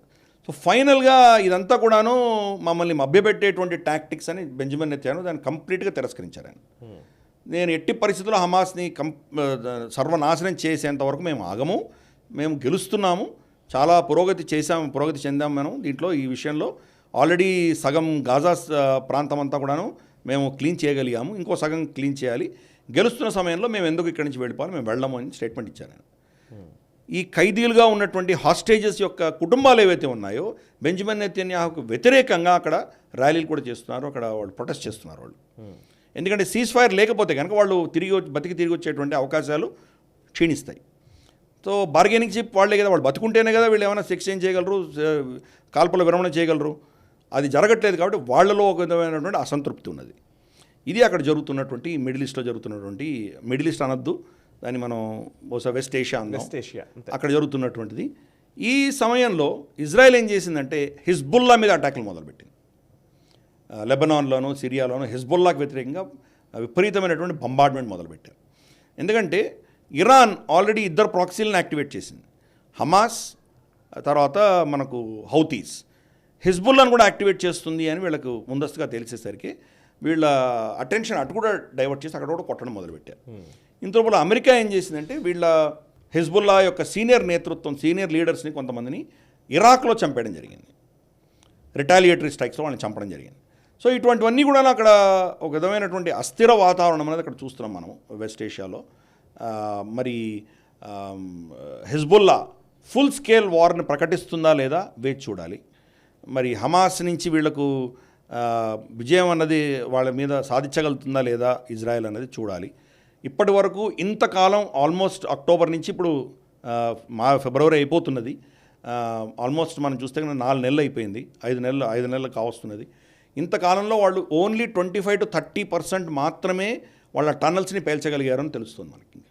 ఇంకా 70%, 75% టన్నల్స్ ఇంకా వీళ్ళు కనుక్కోవాల్సింది, దాన్ని పేల్చాలి. ఇంకా అంత ఉంది అక్కడ పరిస్థితి. సముద్రం నుంచి నీళ్లు వాళ్ళు పంప్ చేశారు వాళ్ళు దీన్ని మూసేద్దామని. ఆ నీళ్లు కూడా ఫ్లడ్ అయ్యి సీపేజ్ అయిపోయింది. And even full proof tunnels ఏం కావు ఇవి, నీళ్ళంతా వేస్ట్ అయిపోయింది దాంట్లో. అందుకని అది కూడా ఫ్లాప్ అయింది. సో ఇజ్రాయెల్ కష్టపడుతోంది అక్కడ. గత వారంలో మనం మాట్లాడుకున్నాం, 24 మంది ఇజ్రాయలీ సోల్జర్ ఒకటే రోజు చనిపోయారు. కాబట్టి వీళ్ళకు కూడా గణనీయమైన నష్టాలు జరుగుతున్నాయి. కానీ వాళ్ళు ఎట్టి పరిస్థితుల్లో కూడాను హమాస్ని కంప్లీట్గా సర్వనాశనం చేయాలి అని ప్రయత్నం చేస్తున్నారు. సర్వనాశనం చేయడం కష్టం అవ్వచ్చు. బహుశా వాళ్ళని కనుక 80-90% దెబ్బ కొట్టి వీళ్ళు కనుక యుద్ధ విరమణ చేయగలిగితే కనీసం అంటే ఒక 15-20 సంవత్సరాల శాంతి ఉంటుంది ఇజ్రాయెల్కి. 20 సంవత్సరాలు వాళ్ళకి పడుతుంది మళ్ళీ ఈ ఇన్ఫ్రాస్ట్రక్చర్ అంతా పెంచుకోవడానికి, మళ్ళీ వాళ్ళ కెపాసిటీ పెంచుకోవడానికి, మిసైల్స్, గన్స్ ఇవన్నీ తెచ్చుకోవడానికి, ట్రైనింగ్ ఇవ్వడానికి, ఆ సమాజాన్ని తయారు చేయడానికి ఇవన్నీ సమయం పడుతుంది వాళ్ళకి. కాబట్టి వాళ్ళకి ఎక్కడి నుంచి వాళ్ళకి సహాయం వస్తుందో అవన్నీ కట్ చేసుకుంటూ వెళ్తున్నారు. UN రిలీఫ్ ఏజెన్సీ కూడాను మనం లాస్ట్ టైం చర్చించుకున్నాం మనం. వాళ్ళు స్కూల్స్ రన్ చేసే స్కూల్స్ అంతా కూడాను ఇజ్రాయెల్ వ్యతిరేకమైనటువంటి జిహాదీ టీచింగే జరుగుతున్నది. అది ఇన్ఫ్యాక్ట్ వాళ్ళు డైరెక్ట్గా వాళ్ళు కొంతమంది ఎంప్లాయీస్ వచ్చి ఇక్కడ అటాక్లో కూడా పాల్గొన్నారు అని చెప్పి వాళ్ళు రిపోర్ట్ వాళ్ళ CCTV కెమెరాలో చూపించారు వాళ్ళు. దాంతో రమారమి 10 దేశాలు ఫండింగ్ ఆపేశారు దానికి. సో ఇట్లా ప్రతిదీ కూడా ప్రతి కోణంలో కూడా హమాస్ని క్షీణించే దిశగా ఇజ్రాయెల్ ప్రయత్నం చేస్తుంది. కాబట్టి ప్రపంచం నుంచి ఎంత ఒత్తిడి వచ్చినా మేము ఆ ఒత్తిడికి మేము తల ఒగ్గము, వాళ్ళని ఫినిష్ చేసే వస్తామని అంటున్నారు. చూద్దాం రాబోయే రోజుల్లో వీళ్ళు ఏమాత్రం సక్సెస్ చేయగలరో చూద్దాము. ఒక హమాస్ లాంటి చిన్న సంస్థనే, చిన్న ఒక ఆ గ్రూప్నే వీళ్ళు ఏం చేయలేకపోతున్నారే, హిజ్బుల్లాని వీళ్ళు ఎలా హ్యాండిల్ చేస్తారు? కరెక్ట్. అమెరికా తాలిబాన్తో ఓడిపోయింది. ఎక్కడ వెళ్ళినా వీళ్ళు విజయమే సాధించలేదు, కానీ శాంతిని కొన్ని రోజులు వీళ్ళు జయించుకోవచ్చు. ఓ 10-15 సంవత్సరాలు వీళ్ళకి పీస్ఫుల్గా ఉండేటువంటి పరిస్థితులు తెచ్చుకోవచ్చు వాళ్ళు, అంతమించి ఏమీ లేదు. రైట్. ఒకసారి యుఎస్కి సంబంధించినటువంటి మళ్ళీ ఎలక్షన్స్, ప్రెసిడెన్షియల్ ఎలక్షన్స్కి సంబంధించి రిపబ్లికన్ పార్టీ అభ్యర్థిత్వం లిస్ట్లో డొనాల్డ్ ట్రంప్ తర్వాత నిక్కీ హేలీ పేరు కూడా ఉంది. కాబట్టి నిక్కీ హేలీ నెవడాకి సంబంధించినటువంటి ప్రైమరీలో 100 కంటే తక్కువ ఓట్లను సాధించారనేది తెలిసింది. అది నిజంగా ఇది ఒక రికార్డ్ కూడా అంట. అసలు ఇప్పటి వరకు అసలు ఇట్లాంటి 100 కంటే తక్కువ ఓట్లు వచ్చిన ఒక నాయకురాళ్ళు ఎవరు లేరు అని చెప్తూ ఉన్నారు ఇట్లాంటి వాటిల్లో. సీరియస్లీ నిక్కీ హేలీ యుఎన్ అంబాసిడర్గా పనిచేసినటువంటి వ్యక్తి, చిన్న ఏం కాదు కదా, అంత పాపులర్ లీడరే కదా, మరీ అంత వ్యతిరేకత ఎందుకు ఉంది? ట్రంప్ పట్ల అంత మద్దతుగా దాన్ని చూడాలా? ట్రంప్ పట్ల ఉన్న మద్దతుని ఈ రూపంలో రిపబ్లికన్ మద్దతుదారులు తెలిపారు అనుకోవచ్చా? సార్ డీటెయిల్స్ ఏంటి? నిజంగా ట్రంప్ యొక్క పాపులారిటీ అనేది మనం ఈమె ఫేడ్ అయిపోయింది అంతే. కరెక్ట్, అబ్సల్యూట్గా. అందరు మిగతా వాళ్ళందరూ వైదొలిగారు. కరెక్ట్. వివేక్ రామస్వామి వైదొలిగారు, రాన్ డిసాంటిస్, వీళ్ళిద్దరే మేజర్ ఛాలెంజెస్ ఉన్నాయి, వాళ్ళిద్దరు వైదొలిగారు. మిగతా వాళ్ళు కూడా ఫీల్డ్ ఎవరన్నా అందరూ కూడా ట్రంప్ని ఎండార్ చేసి వెళ్ళిపోయారు. ఏ మొక్కతే ఎందుకు వెళ్ళలేదు? ఇందాక నువ్వు అన్నట్లు ఆవిడ ఒకప్పుడు యుఎస్ అంబాసిడర్ టు యుఎన్ కూడా ఉండింది ఆవిడ. అంటే she is an establishment person. Republican వ్యక్తి అయినా కానీ కూడా షీఈస్ అన్ ఎస్టాబ్లిష్మెంట్ పర్సన్. ఇప్పుడు కూడా రేసులో ఎందుకుంది, ఓడిపోతున్న రేసులో ఎందుకుంది అంటే కనుక ఎక్కడో ట్రంప్ని వీళ్ళు ఆపేస్తారు ఎస్టాబ్లిష్మెంట్ అన్నది ఆవిడకి ఏదో ఒక విధమైనటువంటి భరోసా ఉన్నది ఆవిడకి. ఏదో కోర్టు కేసులోనో, మన ఫెడరల్ కోర్ట్స్లోనో లేకపోతే స్టేట్ కోర్ట్స్లోనో ట్రంప్ని ఆపేస్తారు, ఎలక్షన్ని బార్ చేస్తారు, ఇతన్ని జనవరి 6th ఇన్సరక్షన్ ఏదైతే జరిగిందో దాని కేసుల్లో ఇతన్ని ఆపేస్తారు, అప్పుడు నేనే ఆటోమేటిక్ క్యాండిడేట్ అవుతాను అని చెప్పి ఆవిడ ఈ రేస్లో ఉంది. ఆవిడ అది ఒక్కటే, అది తప్పితే ఆవిడకి ఏం స్కోప్ లేదు. నెవాడాలో ఆవిడ ఒక్కతే క్యాండిడేట్ ఉంది. నెవాడాలో డొనాల్డ్ ట్రంప్ పేరు బ్యాలెట్ మీద పెట్టడానికి వీలు లేదు అని చెప్పి అక్కడి ప్రభుత్వం నిర్ణయించింది. కాబట్టి ఆ బ్యాలెట్ పేపర్లో 2 ఆప్షన్స్ ఉన్నాయి, Nikki Haley or none of the above. Majority none of the అబౌవ్కి ఓట్ చేశారు. అంటే నన్ ఆఫ్ ద అబౌవ్ అంటే ట్రంపే అనుకోవాలి అక్కడ. అందుకని మనం చూస్తే Trump has one in Nevada అని చాలా రిపోర్ట్లు రాస్తున్నారు. అవును, ఇనవే ఎస్, కానీ ఇనవే ట్రంప్ పేరు లేదు అక్కడ. ఆయన ఎలా గెలిచారు? నోటాకు పడ్డాయి ఓట్లు. అంటే ఆవిడ ఒక్కతే ఉన్నా కానీ కూడా ఆవిడ ఓడిపోయింది. అంటే ఆవిడ యొక్క పాపులారిటీ ఎంత ఉందో మనం అర్థం చేసుకోవచ్చు. She is not a popular leader, she is an establishment person. So అందుకని చూద్దాం రాబోయే రోజుల్లో మరి ట్రంప్ని వీళ్ళు కనుక ఎలక్షన్ కంటెస్ట్ చేయడానికి పర్మిట్ చేస్తే మాత్రం ఆవిడకి ఎటువంటి ఛాన్సు లేదు. నెక్స్ట్ ఎలక్షన్ అనేది సౌత్ క్యారోలైనాలో జరగబోతున్నది. సౌత్ క్యారోలైనా వచ్చేసి ఆవిడ హోమ్ స్టేట్. అక్కడ కూడా మన రిపోర్ట్స్ ఏమొస్తున్నాయంటే ట్రంప్ ఆవిడని చాలా పెద్ద మార్జిన్తో ఓడించేటువంటి అవకాశాలే ఉన్నాయని చెప్తున్నారు. మరి చూద్దాం రాబోయే రోజుల్లో ఇవన్నీ ఎలా వెళ్తాయో. మరి రిపబ్లికన్స్లో అయితే చాలా క్లియర్గా ట్రంపే వస్తున్నట్టు మనకైతే అర్థమవుతుంది. రైట్. ఇంకా మరొక వైపు నిక్కీ హేలీయే ఒక స్టేట్మెంట్ కూడా ఇచ్చింది. యుఎస్ వీక్గా ఉంది, ఇక్కడ లీడర్షిప్ వీక్గా ఉంది కాబట్టి భారత్ రష్యాతో సంబంధాలు పెంచుకుంటుంది అనేది ఆవిడ స్టేట్మెంట్. దీనికి కొంచెం కొనసాగింపుగానే వీక్ లీడర్షిప్ అనగానే అందులో మేజర్గా ఇప్పుడు ఈ వారంలో ఎక్కువగా వార్తా కథనాలు అక్కడెక్కడ చూస్తున్నది మేజర్గా వస్తుంది ఏంటంటే బైడెన్ కాగ్నిటివ్ ఎబిలిటీస్ గురించి. తను నిజంగా అన్నీ మర్చిపోతున్నాడు. మనం ఇంతకుముందు కూడా గ్లోబల్ ఉన్నప్పుడు చాలాసార్లు చర్చించాము. ఒక దగ్గర నిలబడి ఎక్కడికో నడుచుకుంటూ వెళ్ళిపోతున్న విజువల్స్ చూసాము. ఒకరిని ఇంకొకరిలాగా పిలవడం, చనిపోయిన వాళ్ళని గుర్తు చేసుకోవడము, ఇట్లా పేర్లు పెట్టడము. అంటే ఒక భారత సరే ఎవరి దృష్టిలో చూసినాడు, ప్రపంచం దృష్టిలో ఒక అగ్రరాజ్యము, ఈ ప్రపంచాన్ని శాసిస్తున్నటువంటి రాజ్యంగా పేరొందినటువంటి అమెరికాకి అధ్యక్షుడు తన సెన్సెస్ తనకు తెలియకపోవడము, తనకు మెమొరీ లాసా లేకపోతే ఏదో సమస్యలు ఉండడం అనేది నిజంగా ఇది ప్రమాదకరమైన ప్రక్రియ. ఏమంటారు సార్? తప్పకుండా డీటెయిల్స్ కూడా చెప్తారు, ఎవరెవరు ఏమన్నారు, ఏమేమైనా కూడా చెప్పారు. ఇన్ఫ్యాక్ట్ చాలామంది రిపోర్టర్స్ అడుగుతున్నారు, వైట్ హౌస్ స్పోక్స్ పర్సన్ని వాళ్ళని అడుగుతున్నారు.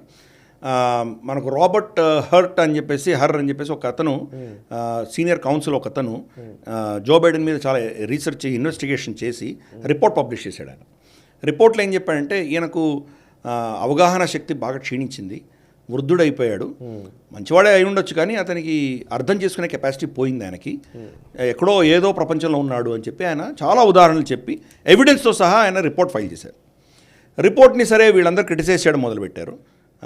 డెమోక్రాట్స్ క్రిటిసైజ్ చేశారు, బైడెన్ కూడా క్రిటిసైజ్ చేశాడు దాన్ని. నాకు బాగానే ఉంది, నాకు ఆలోచన దృష్టి అంత బాగానే ఉంది, నాకు మీరేం వరి అవ్వక్కర్లేదంటూ ఆయన స్టేట్మెంట్ ఇచ్చారు. కానీ వైట్ హౌస్ స్పోక్స్ పర్సన్ని పదే పదే అందరూ అడుగుతున్నారు, మరి ఈయనకు ఏం అర్థం లేని పరిస్థితిలో ఈయన ఉన్నారంటే మరి దేశాన్ని ఎవరు నడిపిస్తున్నారు అని అడిగారు. ఆ స్పోక్స్ మ్యాన్ లేదు, బైడెనే నడిపిస్తున్నారు అని ఆవిడ కూడా చెప్పడం జరిగింది. బట్ అందరికీ అర్థమవుతున్నది. రీసెంట్గా ఒక స్పీచ్లో ఆయన ఏం చెప్పారంటే, ఐ మెట్రాండ్ జర్మన్ ఛాన్సలర్ని మొదలుపెట్టాడు ఆయన. మిత్రాండ్ ఎవరు? మాజీ ఫ్రెంచ్ ప్రెసిడెంట్. ఆయన చనిపోయి 1995లో చనిపోయాడు ఆయన. ఇప్పుడు ఆయన గురించి ఎందుకు మాట్లాడుతున్నాడు ఆయన? గాజా ఎక్కడుందో తెలియట్లేదు ఆయనకి. గాజా యొక్క దీనికి మెక్సికో దానికి ఆయన కన్ఫ్యూజన్. కాన్ఫరెన్స్లో హమాస్ అనే పేరు మర్చిపోయాడు ఆయన. సో ఇటువంటి పరిస్థితిలో ఆయన చాలా అస్తవ్యస్తంగా ఆయన ప్రవర్తించడం, ఏ దేశం గురించి మాట్లాడడం తెలియదు, ఏ నేత గురించి మాట్లాడడం తెలియట్లేదు, చాలా స్పష్టం, అందరికీ కనిపిస్తోంది ఆయన. ఇన్ఫ్యాక్ట్ వైట్ హౌస్ లాన్స్లో ఆయన చాపర్ దిగి నడిచి వస్తుంటే కానీ ఎటు నడుస్తున్నాడో తెలియట్లేదు ఆయనకి. ఎప్పుడు పడిపోతాడో అని చెప్పేసి వాళ్ళందరూ కూడా, వాళ్ళ స్టాఫ్ అందరూ భయంతో ఉన్నారు. అటువంటి పరిస్థితుల్లో దాన్ని కప్పిపుచ్చే ప్రయత్నం ఎంత చేసినా కానీ చాలా స్పష్టంగా అర్థమవుతుంది అక్కడ ఆయన పరిస్థితి ఏంటో అది. మరి ఈ పరిస్థితుల్లో డెమోక్రాట్ పార్టీ ఆయనని అభ్యర్థిగా నిలబెడుతుందా, లేదా సడన్గా వచ్చే నెలలో 2 నెలల్లో ఏదైనా సర్ప్రైజ్గా కొత్త క్యాండిడేట్ తీసుకొస్తుందా చూడాలి. ఇన్ఫ్యాక్ట్ మనకు ఐ థింక్ లాస్ట్ 2-3 గ్లోబల్ రౌండప్స్లో కూడా మనం ఇదే చర్చించుకున్నాము. ఆ దేశాన్ని ప్రస్తుతానికి ఒబామానే పాలిస్తున్నారు మనం చర్చించుకున్నాం మనం. సో ఇది ఒబామా 3.0 థర్డ్ వర్షన్. అండ్ ఈయనకేం నిజంగా అర్థం కావట్లేదు, వెనక నుంచి ఆయనే నడిపిస్తున్నాడు. ఈయన దగ్గర ఉన్న అడ్వైజర్స్ అందరూ ఒబామా మనుషులే. డిఫెన్స్ సెక్రటరీ కావచ్చు, ఫారెన్ సెక్రటరీ కావచ్చు, ఇతరత్ర పాలసీ మేకర్స్ కావచ్చు, వీళ్ళందరూ కూడాను ఒబామా మనుషులే అక్కడ వచ్చి నడిపిస్తున్నారు ఆ దేశాన్ని. ఇది చాలా భయంకరం. ఎందుకంటే న్యూక్లియర్ బటన్ ఆయన దగ్గర ఉంది. యుద్ధం చేయాలంటే రేపు న్యూక్లియర్ బటన్ కొట్టాలంటే ఆయన చదువుతున్నాను, ఒక సర్వే ఏదో చేశారు ట్రంప్కి అండ్ బైడెన్కి సంబంధించి. ట్రంప్ కూడా కొంచెం ఏజ్ ఎక్కువనే ఉందనే ఒక అది కూడా ఉంది కదా. సో ఒకసారి సర్వే చేస్తే అంటే 76% of voters including 54% of Democrats had major or moderate concerns about Mr Biden's mental and physical health. Correct. డెమోక్రాట్స్లో 54% అంటే ఇంకేంటి మరి పరిస్థితి? మొత్తం అమెరికాలో 76% పైబడి వాళ్ళు ఇదని యొక్క అవగాహన రాహిత్యం గురించి వాళ్ళు ప్రశ్నిస్తున్నారు వాళ్ళు. సో మరి ఇలా చేస్తే కనుక ట్రంప్కి కేక్ ఓకే అవుతుంది. అది అమెరికాకి కాదు, అది ప్రపంచానికే కంటకం అది. ఇప్పుడు ఆయన న్యూక్లియర్ బటన్ ఆయన ఏం చేస్తున్నాడో తెలియదు కాబట్టి అటువంటి పరిస్థితిని ఎవరైనా అడ్వాంటేజ్గా తీసుకుని వాళ్ళు దాన్ని ఆపరేట్ చేస్తే పరిస్థితి ఏంటి? అందుకని ఇది చాలా డేంజరస్ సిచ్యుయేషన్ అమెరికాలో. అండ్ ఒకసారి ఈ క్లాసిఫైడ్ డాక్యుమెంట్స్ గురించి కూడా కొంచెం వివరించండి సార్. బేసికలీ అంటే what is it all about? చాలామంది అంటున్నారు క్లాసిఫైడ్ డాక్యుమెంట్స్ ట్రంప్ నివాసంలో దొరికాయి అండ్ ఈవెన్ బైడెన్ దాంట్లో కూడా దొరికాయి. బట్ ట్రంప్ మీద చర్యలు తీసుకున్నారు, విచారణ జరుగుతోంది, బట్ బైడెన్ విషయంలో మాత్రం ఏం తీసుకోవట్లేదని. What is it all about? Classified documents అనే పదం ఏంటి, దాని ఉద్దేశం ఏంటి? అంటే డిస్క్లోజ్ చేయకూడనివి ఏమైనా చేసినవా, లేకపోతే ఇంకా ఏంటి దాని రీజన్స్? అంటే మనకు ప్రభుత్వంలో ఉన్నటువంటి ఫైల్స్ కావచ్చు, కొన్ని పేపర్లని క్లాసిఫైడ్ అనో, లేకపోతే సర్క్యులేషన్ అనో, లేకపోతే పబ్లిక్ అనో, ప్రైవేట్ అనో, పార్ట్లీ క్లాసిఫైడ్ అనో, హైలీ క్లాసిఫైడ్ అనో, ఇటువంటి దాని కేటగిరీస్ ఉంటాయి. ఓకే, కేటగిరీస్ ఉన్నప్పుడు అది స్టోర్ రూమ్లో పెట్టాలి, ఎక్కడ పెట్టాలో అక్కడ పెట్టాలి వాటిని. బట్ ప్రెసిడెంట్ కాబట్టి అతనికి యాక్సెస్ ఉంటుంది. ప్రెసిడెంట్కి యాక్సెస్ లేనటువంటి ఫైల్ ఏమి ఉండదు, దానికి అన్ని యాక్సెస్ ఉంటాయి.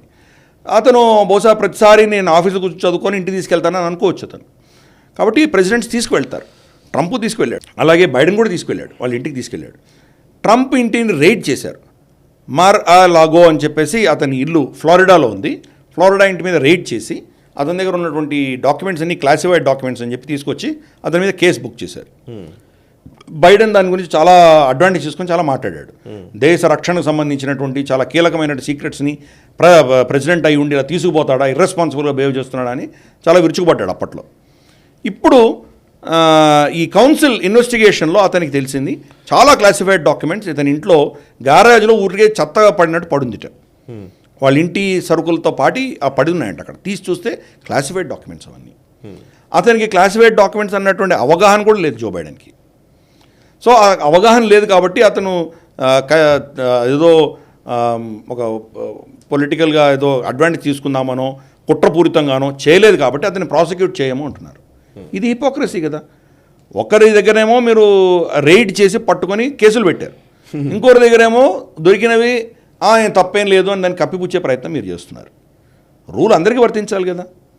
అంటే అక్కడ ఉన్నటువంటి ఎస్టాబ్లిష్మెంట్ అంతా కూడాను కంప్లీట్గా లెఫ్టిస్ట్ భావజాలంతో ఉన్నది. అందుకనే మనకు బార్డర్ ఇష్యూస్ ఉన్నాయి, ఇమిగ్రేషన్ ఇష్యూస్ ఉన్నాయి. వాళ్ళు తీసుకుంటున్న నిర్ణయాలన్నీ కూడాను ఒక విధమైనటువంటి వరల్డ్ ఎకనామిక్ ఫోరం డెసిషన్ లాంటివి ఎక్స్ట్రీమ్ లెఫ్టిస్ట్ భావజాలు ఉన్నటువంటి డెసిషన్స్ డెమోక్రాట్ వాళ్ళు తీసుకుంటున్నారు. వాళ్ళని సపోర్ట్ చేసే దిశ కానీ ఇవన్నీ కూడా ఇన్స్టిట్యూషన్స్ అన్నీ కూడా పనిచేస్తున్నాయి. రిపబ్లికన్స్ దానికి వ్యతిరేకంగా ప్రయత్నం చేస్తున్నారు. కానీ చూద్దాం రాబోయే రోజుల్లో మరి వీళ్ళ రిగ్గింగ్ ఏ మేరకు ఉంటుందో డెమోక్రాట్స్ మనం వేచి చూడాలి. కరెక్ట్గా నిజ్జర్కి సంబంధించిన విషయము and Nikhil Gupta. So 2 plots మనం మాట్లాడాలి సార్. నిజ్జర్ విషయంలో కెనడాకు మనం క్లియర్ స్టేట్మెంట్ ఇచ్చాము. సో మీరు నిజ్జర్ హత్యకు సంబంధించి భారత పాత్ర ఉందని ఆరోపణలు చేస్తున్నారు కదా. We will not cooperate until మీరు క్లియర్గా ఎవిడెన్సెస్ చూపించినంత వరకు మేము కోఆపరేట్ చేయము అని తేల్చేసాం. ఇంకోవైపు నిఖిల్ గుప్తా, ఎవరైతే పన్నును హత్య చేయడానికి నిఖిల్ గుప్తా అనే వ్యక్తి వచ్చాడో అనే ఏదైతే ఆరోపణ ఉందో దానికి సంబంధించి చెకోస్లోవేకియా కోర్టు ఆయన ఎక్స్ట్రాడైట్ చేయాలని చెప్పేసి యూఎస్ అడిగింది. బట్ దాన్ని సస్పెండ్ చేస్తూ చెకోస్లోవేకియా కోర్టు తీర్పునిచ్చింది. ఈ 2 అంశాలని ఎట్లా చూడాలి, విశ్లేషిస్తారా ప్లీజ్? రెండిట్లో ఎవిడెన్సే లేదు కానీ ఆరోపణలు ఉన్నాయి. ఎవిడెన్స్ ఉంటే షేర్ చేయట్లేదు. ఎస్, మీ దగ్గర ఎవిడెన్స్ ఉంది, మా దగ్గర ఎవిడెన్స్ ఉంది అని చెప్తున్నారు. ఉంటే షేర్ చేయండి. ఫర్ ఇన్స్టెన్స్ ఇక్కడైతే నిఖిల్ గుప్తాని మీరు అరెస్ట్ చేశారు. ఎవరో వ్యక్తి అది చేశాడో లేదో మనకు తెలియదు కానీ అరెస్ట్ అయితే చేశారు. నిజ్జర్ కేసులో ఎవరు చంపారో ఇంతవరకు అరెస్ట్ చేయలేదు. మీ దగ్గర సీసీటీవీ కెమెరాలు ఉన్నాయి, కనీసం అతని పేరు చెప్పండి. ఎవరు చంపారో పేరుని ఐడెంటిఫై చేసి చెప్పండి. ఈ రోజు దాకా లేదు, దిక్కుదివాణం లేదు. ఎవరు చంపారో తెలియదు, వాళ్ళని అరెస్ట్ చేయలేదు. మీకు ఎలా భారతదేశం మీద ఆరోపణలు చేస్తారు మీరు? అందుకనే భారతదేశం ఏం చెప్పిందంటే ముందు మాకు ఎవిడెన్స్ ఇవ్వండి, ఎవిడెన్స్ ఇచ్చాకే మేము ఏమైనా కోఆపరేట్ చేస్తాం. ఎవిడెన్స్ లేకుండా ఊరికే మా మీద అభియోగాలు వేస్తే ఎవరినైనా ఏమైనా అనొచ్చు కదా. నువ్వు పలానా ఆవిడని మానభంగం చేసావంటే నీకు ఎవిడెన్స్ ఏమైనా ఉందా? పలానా వాడిని హత్య చేసావంటే ఎవిడెన్స్ ఏమైనా ఉందా? ఏదైనా ఆరోపణ నాకు నోటుకు వచ్చిన ఆరోపణ చేస్తానంటే దానికి ఏముంది అర్థం? దానికి కెనడా అదే చేసింది, అమెరికా కూడా ఇంచుమించు అదే చేసింది. వాళ్ళ దేశంలోనే డిపార్ట్మెంట్ ఆఫ్ జస్టిస్ మన పన్నుల హత్య కేసులో నిఖిల్ గుప్తా యొక్క రోల్ ఏంటి, దానికి సంబంధించిన ఎవిడెన్స్ మాకు ఇవ్వండి అని వాళ్ళు డిపార్ట్మెంట్ ఆఫ్ జస్టిస్ కోరితే మేము ఇవ్వలేమని చెప్పారు వాళ్ళు. మరి ఎవిడెన్స్ ఇవ్వకపోతే అతను ఎలా ఎక్స్ట్రాడేట్ చేస్తారు మీరు? చెకోస్లోవేకియా కోర్టు అందుకనే కొట్టిపడేసింది.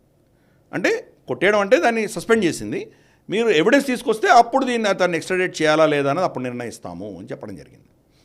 సో ఎవిడెన్స్ లేకుండా ఈ దేశాలన్నీ కూడా భారతదేశం మీద వాళ్ళు ఆరోపణ చేస్తున్నారు. ఎందుకంటే వీళ్లకు భారతదేశం అంటే ఏదో ఒక థర్డ్ వరల్డ్ కంట్రీ, మనం ఎలా చెప్తే అలాగా వాళ్ళు వినాలి అని చెప్పి ఒక అహంకారంతో ప్రవర్తిస్తున్నటువంటి దేశాలు 2. కరెక్ట్. ఇద్దరికి దెబ్బలు తగిలాయి. చూద్దాం. Right sir, thank you very much sir. మొత్తానికి గ్లోబల్ రౌండప్లో చాలా విషయాలు మనం మాట్లాడాము. అండ్ ఈ వారం అంటే ప్రతి వారం ఒక నుంచి ఇంకో డెవలప్మెంట్స్ మనం దిశగా మనం అడుగులు వేస్తున్నాము. సో ఇందులో కొన్ని కీలకమైన విషయాల పట్ల మనం డిస్కస్ చేయాల్సినవి బేసికలీ అమెరికా ఎలక్షన్స్కి సంబంధించి స్పెసిఫిక్గా అసలు మన భారత ఎలక్షన్స్ని దృష్టి కోణంలో అమెరికాని చూసేవాళ్ళు చాలామంది ఉంటారు. అండ్ అమెరికన్ ఎలక్షన్స్లో అసలు ప్రాసెస్ దగ్గర నుంచి మనం డిస్కస్ చేయాలి. ఒకరోజు నేను యాక్చువల్లీ మనం ఒక ఓన్లీ అమెరికన్ ఎలక్షన్స్ మీదనే దృష్టి పెట్టి ఏమేం జరుగుతుందో మాట్లాడే ప్రయత్నం చేద్దాం. అండ్ ఇంకా అనేక అంశాలు ఉన్నాయి. Thank you very much sir, డీటెయిల్డ్గా డిస్కషన్ చెప్పినందుకు thank you very much. Thank you sir. So చూసారు కదా, ఇది ఈ వారం గ్లోబల్ రౌండప్. వచ్చే వారం గ్లోబల్ రౌండప్లో మళ్ళీ కలుద్దాం. అంతర్జాతీయ పరిణామాలు భారతీయ దృక్కోణంలో విశ్లేషించే చర్చా కార్యక్రమం గ్లోబల్ రౌండప్. మీకు నచ్చినట్టయితే వెంటనే లైక్ చేయండి, 10 మందికి షేర్ చేయండి. మీ కమెంట్స్ ద్వారా మీ అభిప్రాయాలు మాతో పంచుకోండి. మనసా వాచా కర్మణ దేశహితం కోసం పరితపించే నేషనలిస్ట్ గ్రూప్ ఆఫ్ ఛానల్స్ని సబ్స్క్రైబ్ చేసుకొని జాతీయవాద జర్నలిజాన్ని ప్రోత్సహించండి. Thank you very much. ఈ వీడియో మీకు నచ్చినట్టయితే లైక్ చేయండి, 10 మందికి షేర్ చేయండి. అలాగే కామెంట్ల రూపంలో మీ అభిప్రాయాలను మాతో పంచుకోండి. Nationalist hub group of channels ను సబ్స్క్రైబ్ చేసుకుని తెలుగునాట జాతీయవాద జర్నలిజాన్ని ప్రోత్సహించండి. ఈ వీడియో కింద ఉన్న బెల్ ఐకాన్ పై క్లిక్ చేయడం మర్చిపోవద్దు.